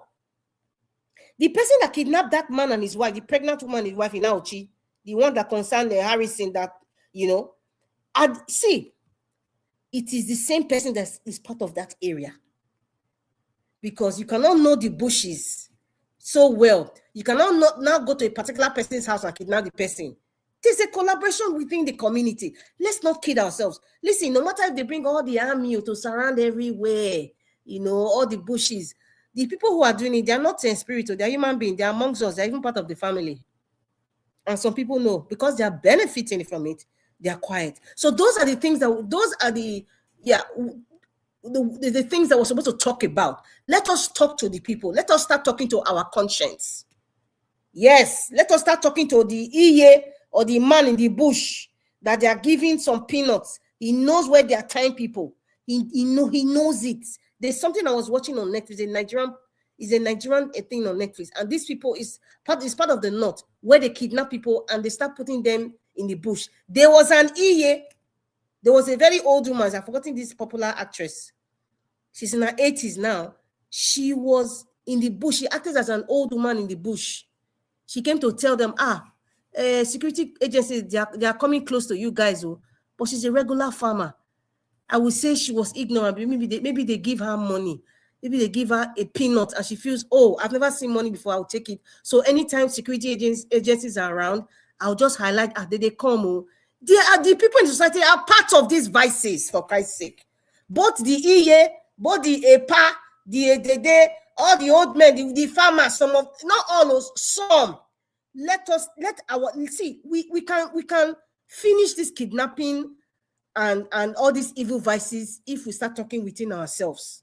So this incident happened in Ekpoma. There are some people that know the people that did it. Nobody can, and they are part of this riot, or they're just passerby, or they're just watching. They know. They even have friends that know. A friend that knows another friend that know. They have girlfriends, some even have wives, some have children, some have grandmothers that are protecting them. So let us start talking to ourselves now, because in reality, if you think the government can bring all the army and security agencies around to protect you, and all of a sudden everywhere is quiet, it tells you that it's the people within that are doing the same thing. May so rest in peace, just like every other person. It's just unfortunate. I think we have gone past, right now, we have actually really gone past, okay, the government's supposed to provide security. They give them security votes every month. You know, even Mr. Common Sense has kind of agreed that, oh, it's really not about the man from Bodilon now. It's about the administrator of Edo State, Monday Okpebholo. But see, we are getting to the point where it's not just the administrator of the state now, it's within us we should be looking at. Yes, it's within us we should be looking at. That is the truth. That is, we are the how will I put it now? The panacea to our sickness. We are the cure to our sickness. The government can only assist us when it comes to legality, arresting people, and you know, then you follow the court process and all that. But we are the cure to our disease. We are the cure. That's what I have to say by this kidnapping thing. You know, and everybody out there, please just be very careful and don't trust no one, especially if you're coming from diaspora. Now, moving along to where I started watching was when what's his name? Is he Isaac or Peter Fayose? Anyway, the former governor of Ekiti State. And you know, in everything that he was talking about in Rivers State, Rivers State was one issue, but another issue. Actually, there were three issues. Rivers State was one issue, PDP was one issue, tribe was another issue. And like everybody knows me here, I'm not tribal blind. I preach about not being. Don't be tribal blind. Don't fool yourself that, you know, there's no tribalism. It doesn't. It exists. It's not just Nigeria. If you go to India, they have the caste system. Many of you know that it exists. Yes, even within Nigeria, I know the Igbo people, they have this Osu caste system, which to me it's very, you know, it's dated right now in 21st century. It exists. Even though people are not practicing it anymore, some people still practice it. Some people still identify people as Osu. So my point is that tribalism exists in Nigeria. It has come to stay in our political system. It has come to stay even within our homes. I know some of you here, you grew up and your parents told you, don't ever, if anything at all, you've told your daughters and your son, don't in anything at all, please do not bring this certain tribe as your spouse. Don't ever.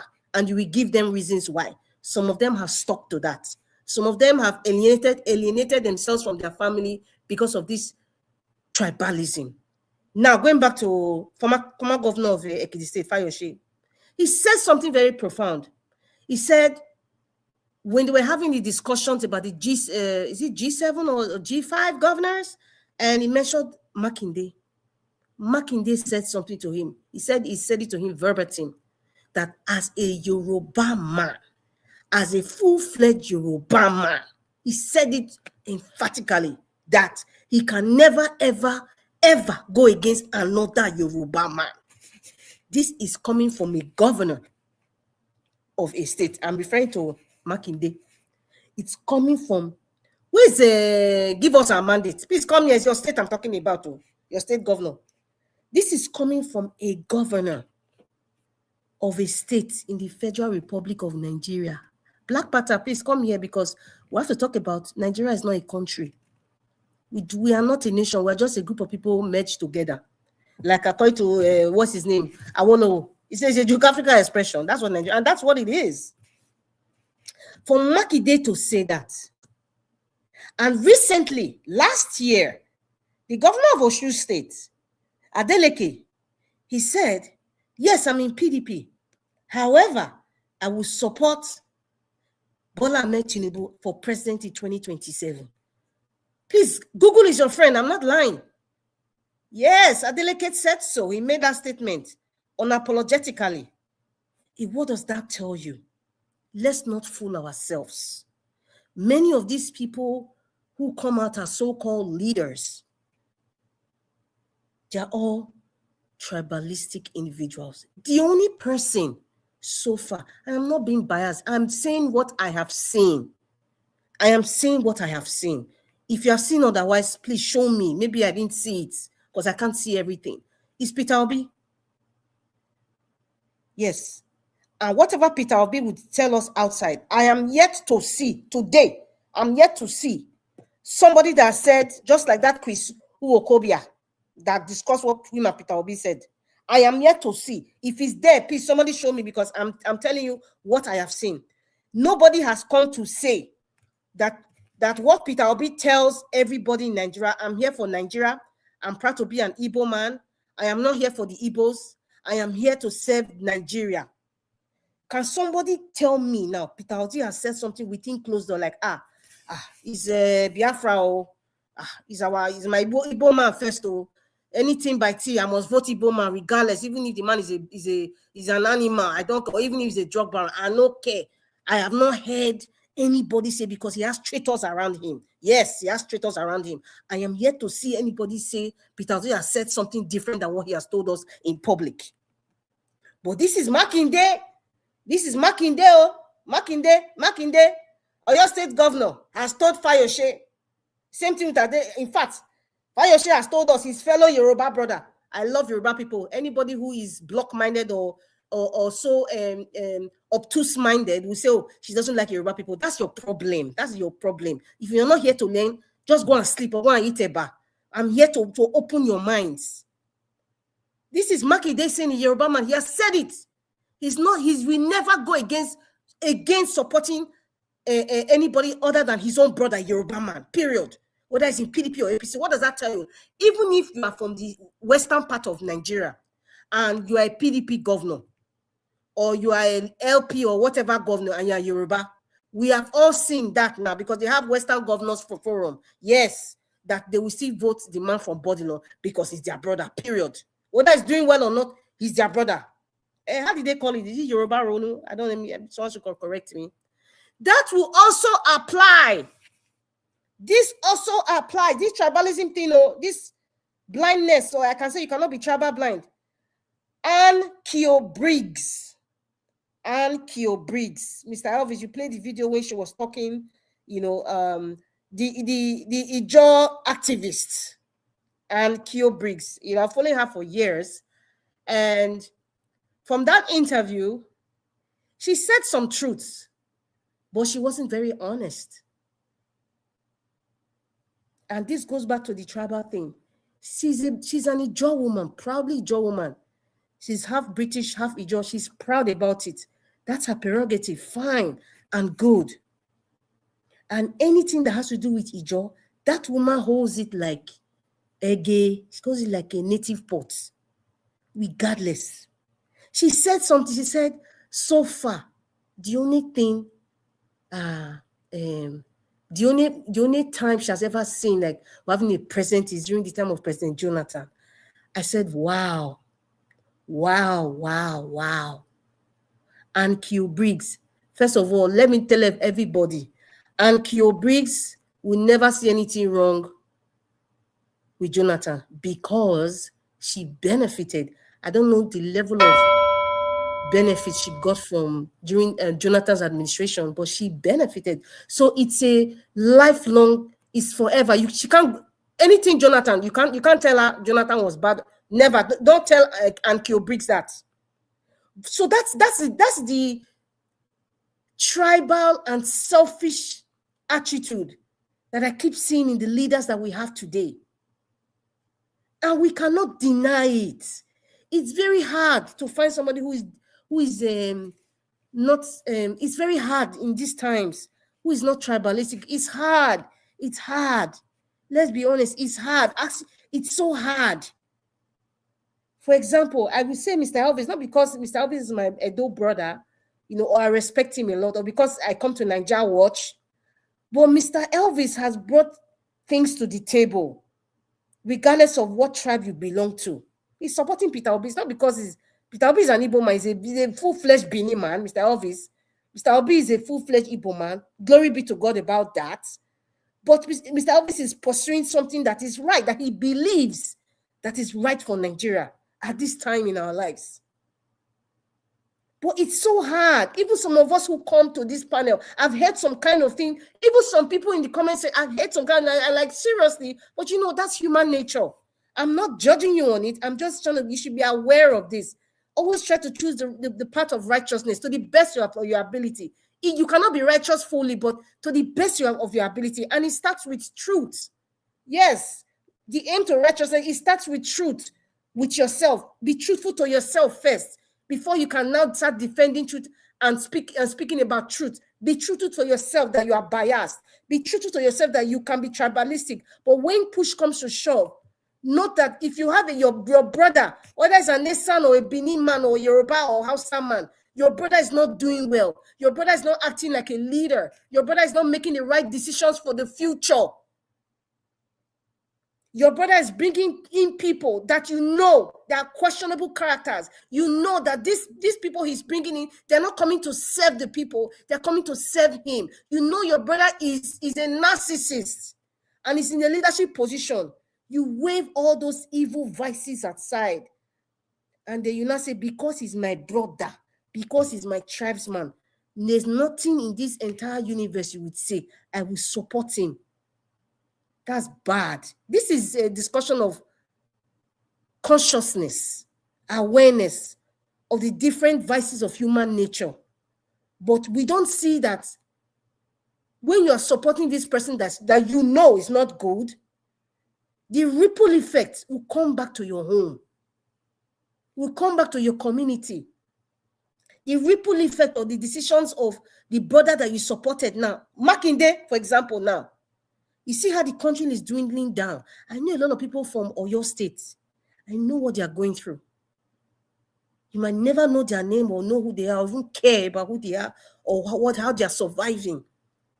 But they are suffering as a result of the decision that you, Makinde, made. So that's why I said it's coming back home. And what does that tell you? It will give people rights to start stealing, being in a kidnap gang, joining cult because they need to have some sense of power because they see around them is ruled by powerful men and not powerful institutions. It's coming back. It's coming back. So that's what I was just saying about Fire. I was like, oh my goodness, like they're exposing themselves, but we need to speak it out because some people might not pick certain things. You need to pick it out and understand that 2027 is coming. Every state in the West, including Lagos, almighty Lagos, they're all going to vote for Bola Ahmed Tinubu. Yes, now. They're all going, all the governors. I don't forget about the political party. The party doesn't mean anything in Nigeria right now. They're all going to vote for the man from Bodlo. They are going to support him. Adeleke is in PDP. He has said it last year. Whether it's middle of last year or towards the end of, he has said it that he's going to support. Adeleke has said he's going to support the man from Bodland for presidency. So let's just get that part. Now, the second part about what's going on in Rivers State. I'm sorry, ma'am. I know the next person will speak soon. I'm just going to pinpoint about what happened in Rivers State. First of all, I do not sorry for Rivers people. I don't sorry for Rivers people at all. And the reason being that I'm still going to go back to 2023. They knew, including Fubara. Listen, Fubara, Wike, the man from Bodland, they're all in the same boat as far as I'm concerned. I don't feel sorry for them, including the people of Rivers State. You all supported Wike when he stole the votes that you voted for Peter Obi. Your leaders supported because Wike gave them one position or gave them money or whatever it is he gave them. You all supported that. So this is the curse you guys are facing today. Yes, Rivers State has oil. Rivers State has money, but Rivers is polluted. From the oil that they are taking out now, is a lot of pollution in Rivers State. How long do you think that oil is going to last in Rivers State? What legacies is your governors? They are building their legacies outside Nigeria with their children and possibly in Abuja. Because take it or leave it, Rivers State, you have money, yes, but it's going to run out one day. What are you going to fall back on? What power would you have? The Rivers people are responsible to whatever happens to their state. The decisions that Fubara is making is Rivers State. If you want to support him, support him. If Fubara falls down, it's the people of Rivers State that allow Fubara to fall down. All those Asawana, please, with all due respect to Asawana, please just be quiet because that Asawana is just noise. You have Tompolo there. You have the overfed orangutan. What's his name? Asari Dokubo. You have Peter Side is there. You have there's a plenty. You have Amechi there. I mean, all the Rivers big wigs, all the leads there. They're all quiet, even if they're talking behind the scenes. But at the end of the day, if Fubara is put down like a houseboy that he is to the boys' quarters, you guys allowed it. Yes, you guys allowed it. Yes, Rivers people, you allowed it. Prince Alabo, please come out. I hope you're hearing. Whatever happens in Rivers State, is the people of Rivers that allowed it. Coming down to sing Asawana and wearing a red cloth on your head and dancing on the street is what now? Is what? Because Wike will come. This same some of your Asawana brothers will support Iwike. You guys are not united. So whatever you guys are feeling in Rivers State now, I'm sorry, sweetheart. I'm not sorry for you guys. I don't sorry for you guys. Mr. Elvis, I'm going to stop there now so that people not start feeling like I'm taking over the time for Mr. Mazi Chris. Good evening, sir. By the way. All right, Madam Rita, I believe this is the longest submission you've ever had on this platform. Is it the longest? I can make it longer. Let me break record. You know me. Hey, you don't, Madam, don't worry, you don't already break record. All the records is 1978. You don't break all of them. I'm sorry, guys. If I took too long, I apologize. I'm sorry. I have to say what I got to say. Thank you. Thank you, Madam Rita, for that wonderful submission. Let's hear from Mr. Chris Wango. Thank you, sir, for joining us. Yes, Mr. Elvis, Madam Rita, you are a very detailed woman. And I've always been watching you guys from behind. And Mr. Elvis, congratulations. You've been doing very, very wonderfully well.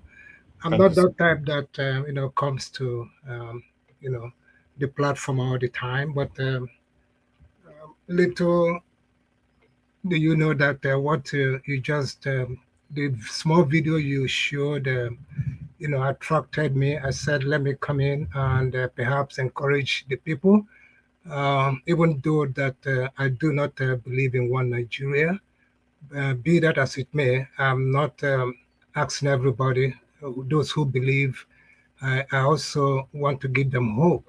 I hope that we can be really one Nigeria. Unfortunately, we do not have a country. But I just came in to just comment briefly, even as I want to commend your regular,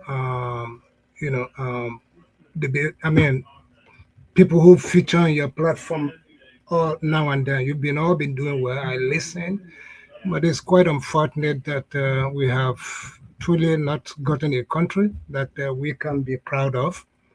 The irony of Dele Momodu's video released, which Niger Watch you played, and Niger Watch, you are you are just a very passionate man, and from your heart, even from what you say on a daily basis in your notable platform, it depicts that you love this country, Nigeria. But it's just quite unfortunate that what is playing out on a daily basis is not encouraging. It's quite unfortunate. Niger Watch. Dele Momodu impact on Peter Obi's personality. I can tell you, and most of the time, when you see videos of this, kind, I only look at the irony of it, which lies in the discrepancies, just between the intended outcome and the actual outcome.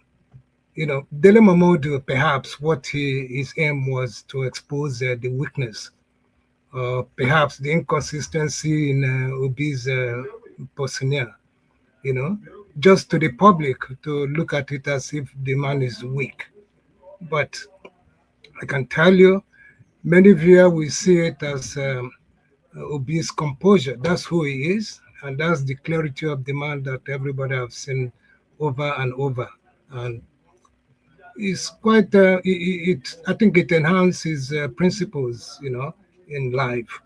The evidence is proven, the consistency is seen, So in summary, maybe Dele Momodu's, video release is, I would say, is perhaps he's doing it to diminish Peter Obi's personality. Little did he know that he's enhancing his status and making the man to be more believable, in leadership and whatever he claimed, to be. And this is one of the reasons, I tell you that to truly build a country called Nigeria, a lot must, be in play. It must be even beyond these rascalities of these politicians that we have in Nigeria. Most of them do not have any personalities, and except when, as we discuss on daily basis, how to have a collective commitment to our unity. And we've done this, we've pretended to doing this for many, many years, and yet the outcome is not, we cannot see all the good outcome of it. So it's just quite unfortunate that we've allowed those who put us together and put the contraction together. Finally, they're coming up again to do the needful in our midst. I'm glad that America is in right now. They're all coming in. Perhaps since we cannot, we're unable to do these things between ourselves, come to table and discuss unity and all that. We've allowed those who put us together to come in again to do the needful. Hopefully, I believe that as America is in, there are a lot, that's in play. I don't see them only coming to just eliminate the terrorists among us. They are also coming to find some final solutions. We shouldn't be afraid, to have them help us, put us together, because I believe the smaller we are, the better we are, the better we'll be able to relate and do well among ourselves and protect each other's and become a better neighbor. So let's not be afraid to, put all this in context from time to time, because it's not working. And that's exactly how much I have. I don't want to just come. I just come, encourage us, those who believed in whatever they believe as one Nigeria. It's fine. You get it. If it becomes better tomorrow, if Obi is given it a chance tomorrow, if we all feel it's the only thing that can make us to be great again or be as a country, that's fine. So thank you, Mr. Niger Watch, and thank you for the other panelists. Thanks. Thank you. Thank you, sir. Thank you very much, Mazi Chris. I appreciate you. Thanks for coming in today to put your voice to address that Peter Obi's video. I appreciate you, sir. Okay, CBD, it's good to have you on the show, sir. Good evening to you. Talk to us. Yes, greetings, everyone. Happy Nigeria winning the match, because that's why I said, someone like my brother, Mr. CM, that is saying, suspend. If they have suspended our Osimhen, what would they have done today? You see? So sometimes we also need to be using, we should not throw away is it throw away the bathwater and the baby together? So, I appreciate what you do, Mr. Nanjawo, because coming here even on Saturday, it's clear that it's not just for financial gain, because there's no way you will be this consistent, and even no matter what, it shows that you're doing all these things for passion and for you to see, just contribute your own parts for a better country, and that's really encouraging. And that's really good. And thank you, sir. Thank you very much. Yes. And what we do here, it works, especially the diaspora voice. If you check all over the world, every society that has transformed or changed, there's usually a very large contribution from their diaspora, So we have to continue like that. If you look at even the Nigeria in the Southeast, there's something I realized recently. Of late, most of the governors they are improving. Let me put it that way. Doing things. Imagine if they've been doing all that for the past 10 years or so, that place would be something else. But we just, because of the pressure the diaspora put on them, including even the people that they say they are IPOP, some of them also. So before you know, things are taking shape, kind of. Even in my APC governor states, one of my states, you know, I'm from multiple states, but one of my states, Imo State, as much as the man is, you know, part of this APC, there's still some few reports I'm hearing of things improving in my area. So that is because of our voice. But they are not doing enough, and they don't even deserve special praise because it's just basic things that they are supposed to do. But because we have been deprived of good leadership for a long time, when they do something that they are supposed to do, we have to now appreciate that one at least. So that's how it is. And the video you played about Peter Obi, you know, I feel like one of the reasons, what I observed from the video, you know, normally when he's greeting maybe people older than him, I think he bows his head.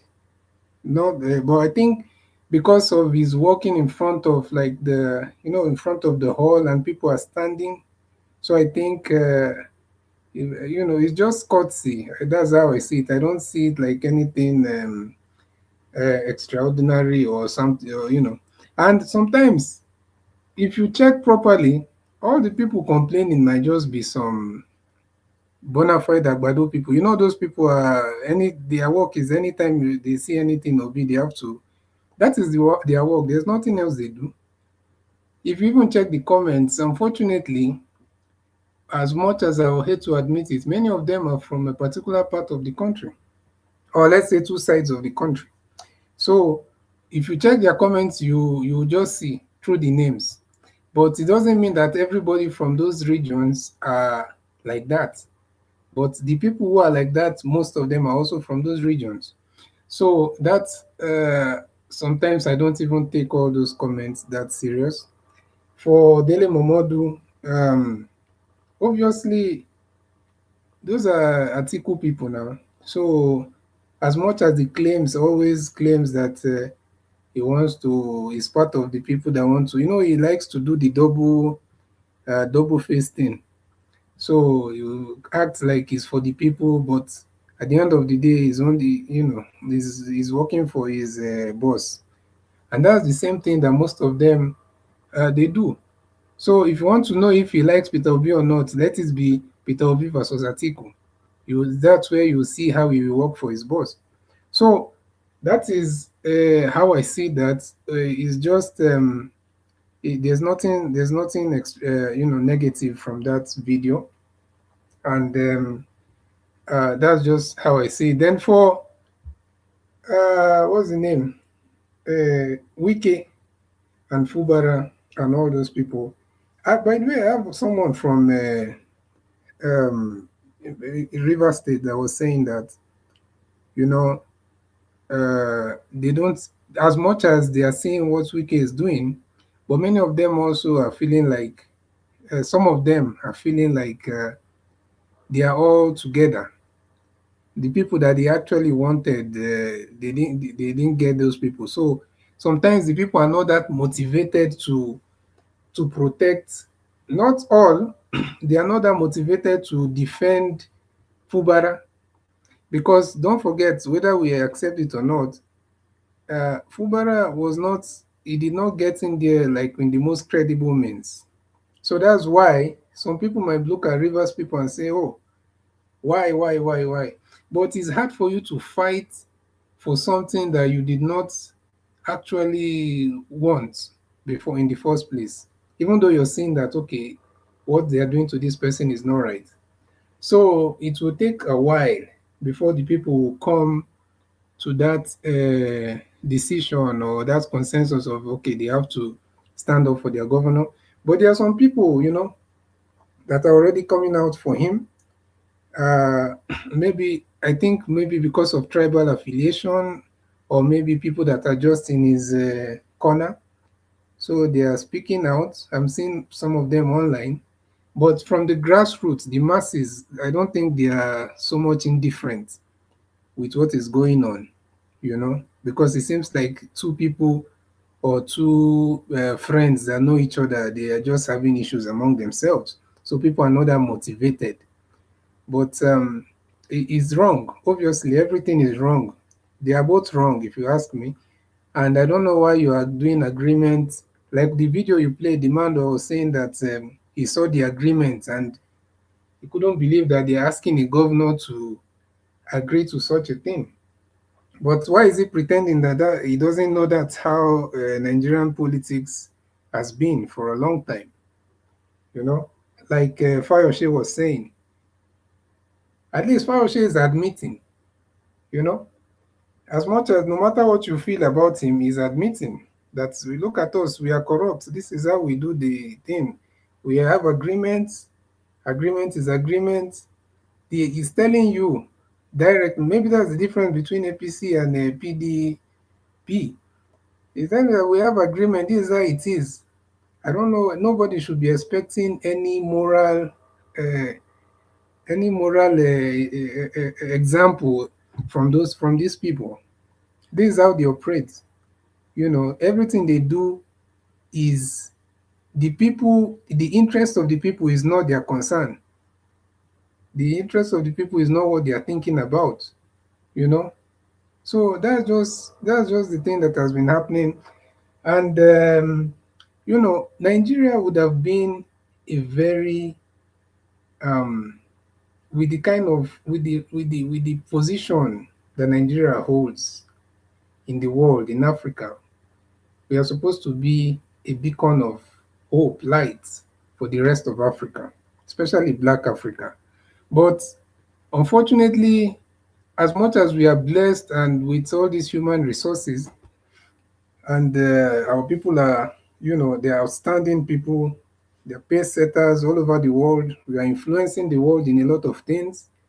At the same time, our society or our system is not properly structured. Basic amenities, like that woman you played her video saying that hospital, they're asking her to go and buy is it plaster or something?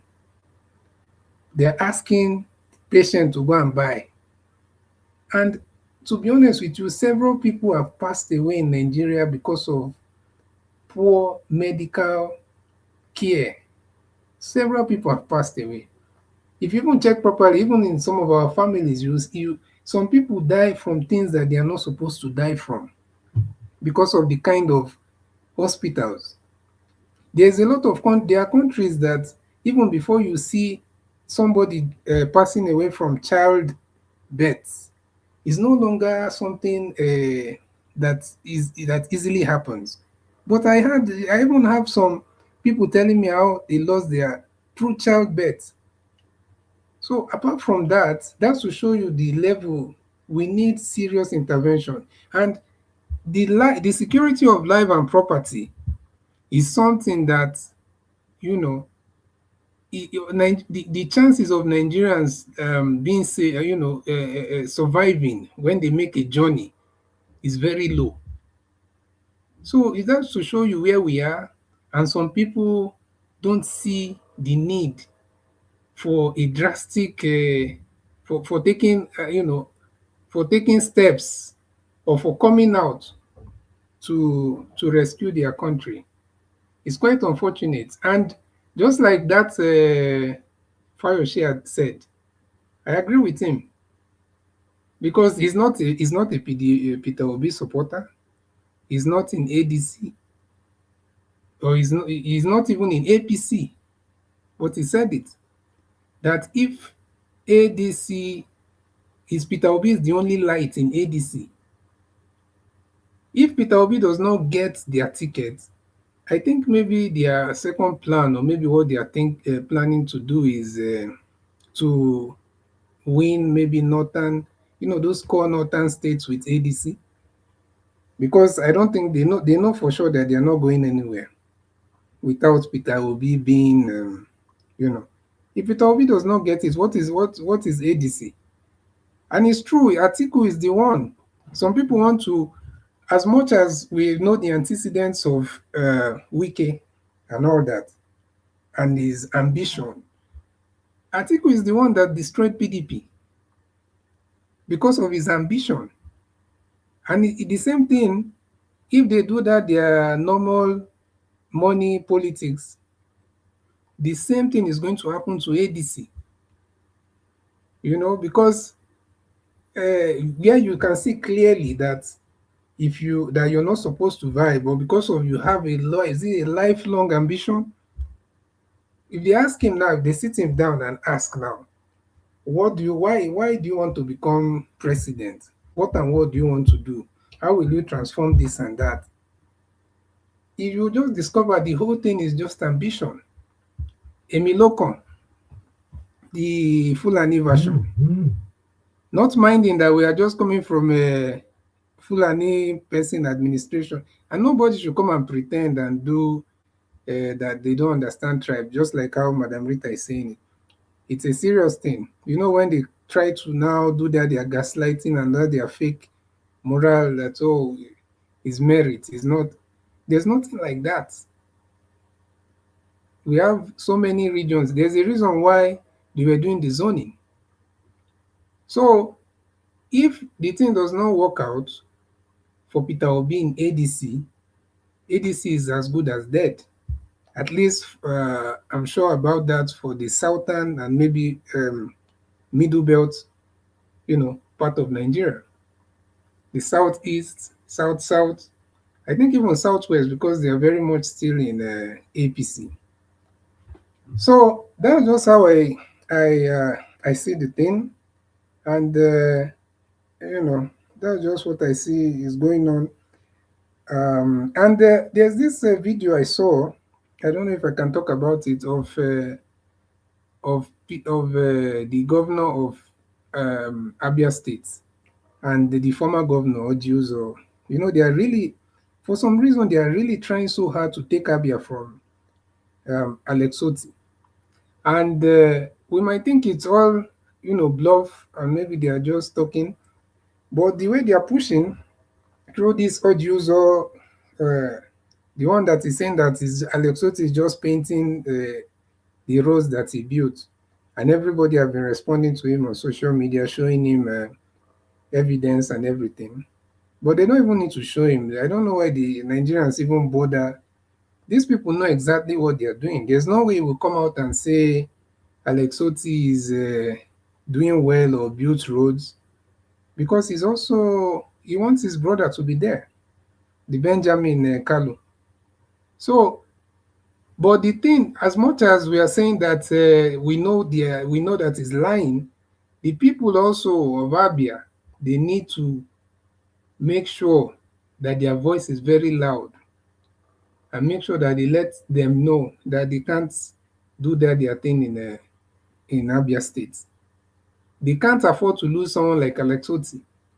They can't.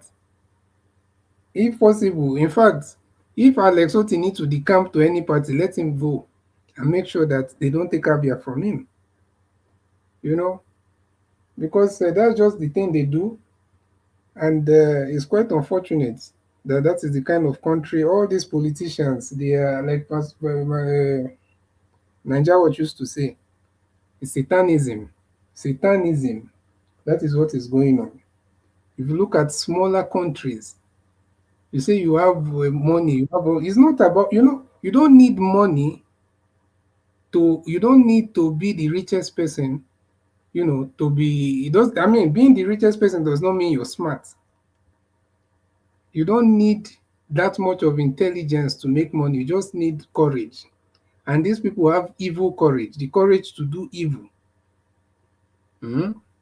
Because if you look at smaller countries, much smaller countries all across Africa, things are working. Basic amenities like pipe-borne water, electricity.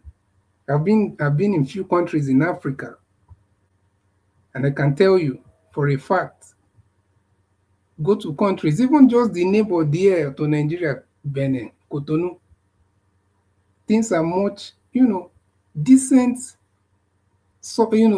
decent living standard. And you're saying that you are the best or you are the giant. Meanwhile, people cannot come, even diaspora people cannot come and stay in your country for even 1 week. Apart from the dirty, they are trying to rebrand Lagos to be a place for doing, what do they call Dirty December. Is that what is going to change the life of suffering Nigerians? Like that woman was saying, it's not just the vibe, saying that we have this jollof rice, all those joke that people like doing on social media. You see Nigerians, they come out, they say they're arguing with Ghanaians, that they are doing rivalry with Ghanaians. I usually tell some of them that you're supposed to be ashamed of yourself. You're doing rivalry with Ghanaians. That I don't know, Ghana is like 30-something million. Look at the land mass of Ghana. And you 200 million. Look at 230. Look at your size. Look at the resources you have. Look at all the things you have. And you're proudly coming on social media to say Ghana versus Nigeria. It's a shame. You should be saying maybe Egypt or Morocco. Even Morocco is not as big as Nigeria. Egypt versus Nigeria, maybe. You can't say that. You're looking for Ghana. And look at what Ghana has been able to achieve. Look at how much all the black diaspora, most of them, they're all going to Ghana. They're not even talking about Nigeria, many of them, most of them. Because of, and you see, as much as we are so diverse, we can't be shy, or we should not pretend that radical, all these leaders with jihadist mentality are the ones that have put us where we are. Because without those people, we could have still, even with our diversity in ethnicity or tribe, we could have still succeeded. You know, things could have still happened, positive things. That's why Ghana must, countries like Ghana and all these other countries must try their best. They should guide their country with their lives. Mr. CBD. Yes. I'm so sorry to interrupt you, but I just want to say, Mr. Elvis, I have to leave now. I don't know. I'll try and... Okay. I think I can stop. Maybe you'll give... No, it's okay. No, I have to leave like now. So, okay. Yeah. So if I can come back, if you're still on air, that's fine. I just didn't want to just leave like that. Okay. Have a good night. Okay. All right. Take care. Bye. Thank you, Madam Rita. Thank you very much. Thank you. I'm just waiting for Mr. CBD to round up as well. Thank you. All right. Yeah. Mr. CBD, quiet. Yeah. You are done? Yeah, I'm almost. I think I'm done. Okay. Okay. Maybe I'll stop there for now. Yeah. Thank you. Thank you very much, Mr. CBD. God bless you, sir. Thank you. All right, my people. We've come to the end of the broadcast. I'm gonna go bless you now. Thank you, Madam Rita, for coming in. Oga CBD for coming in. Mr. Chris Owango, thank you for coming in as well, and every one of you right there on the comment section. Those of you that call into the show, thank you very much. Mother of Mommy Diaspora, thank you very much, Mommy. I appreciate you. Thank you for all that you do. Abu Azi, thank you very much. I appreciate you. Thanks for all that you do. Mr. Pansat, I can see you. Thank you very much, sir. I appreciate you. Desmond Black Panther, thank you very much. Michael Carter, Amy, and many more. I'm going to go bless you, my people. Allow us to end the show right now. I'll see you guys again. Fingers crossed. Tomorrow, if we can come out, as you know, is my off day. But if not, it's going to be on Monday. But if we can put out a pre-recorded video for you tomorrow, we'll do that and just put it there to keep the space. But anyhow it goes, subscribe to our channel, hit the notification bell so that you'll be notified whenever we go live randomly. I'm gonna go bless you, my people. Have a good night and bye for now.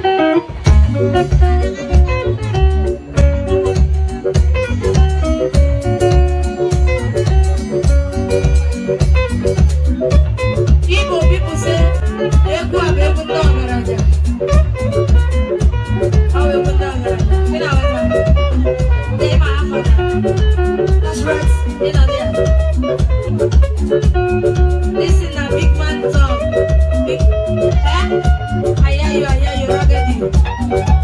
This is a big man dance. They let the Russian small. Mama,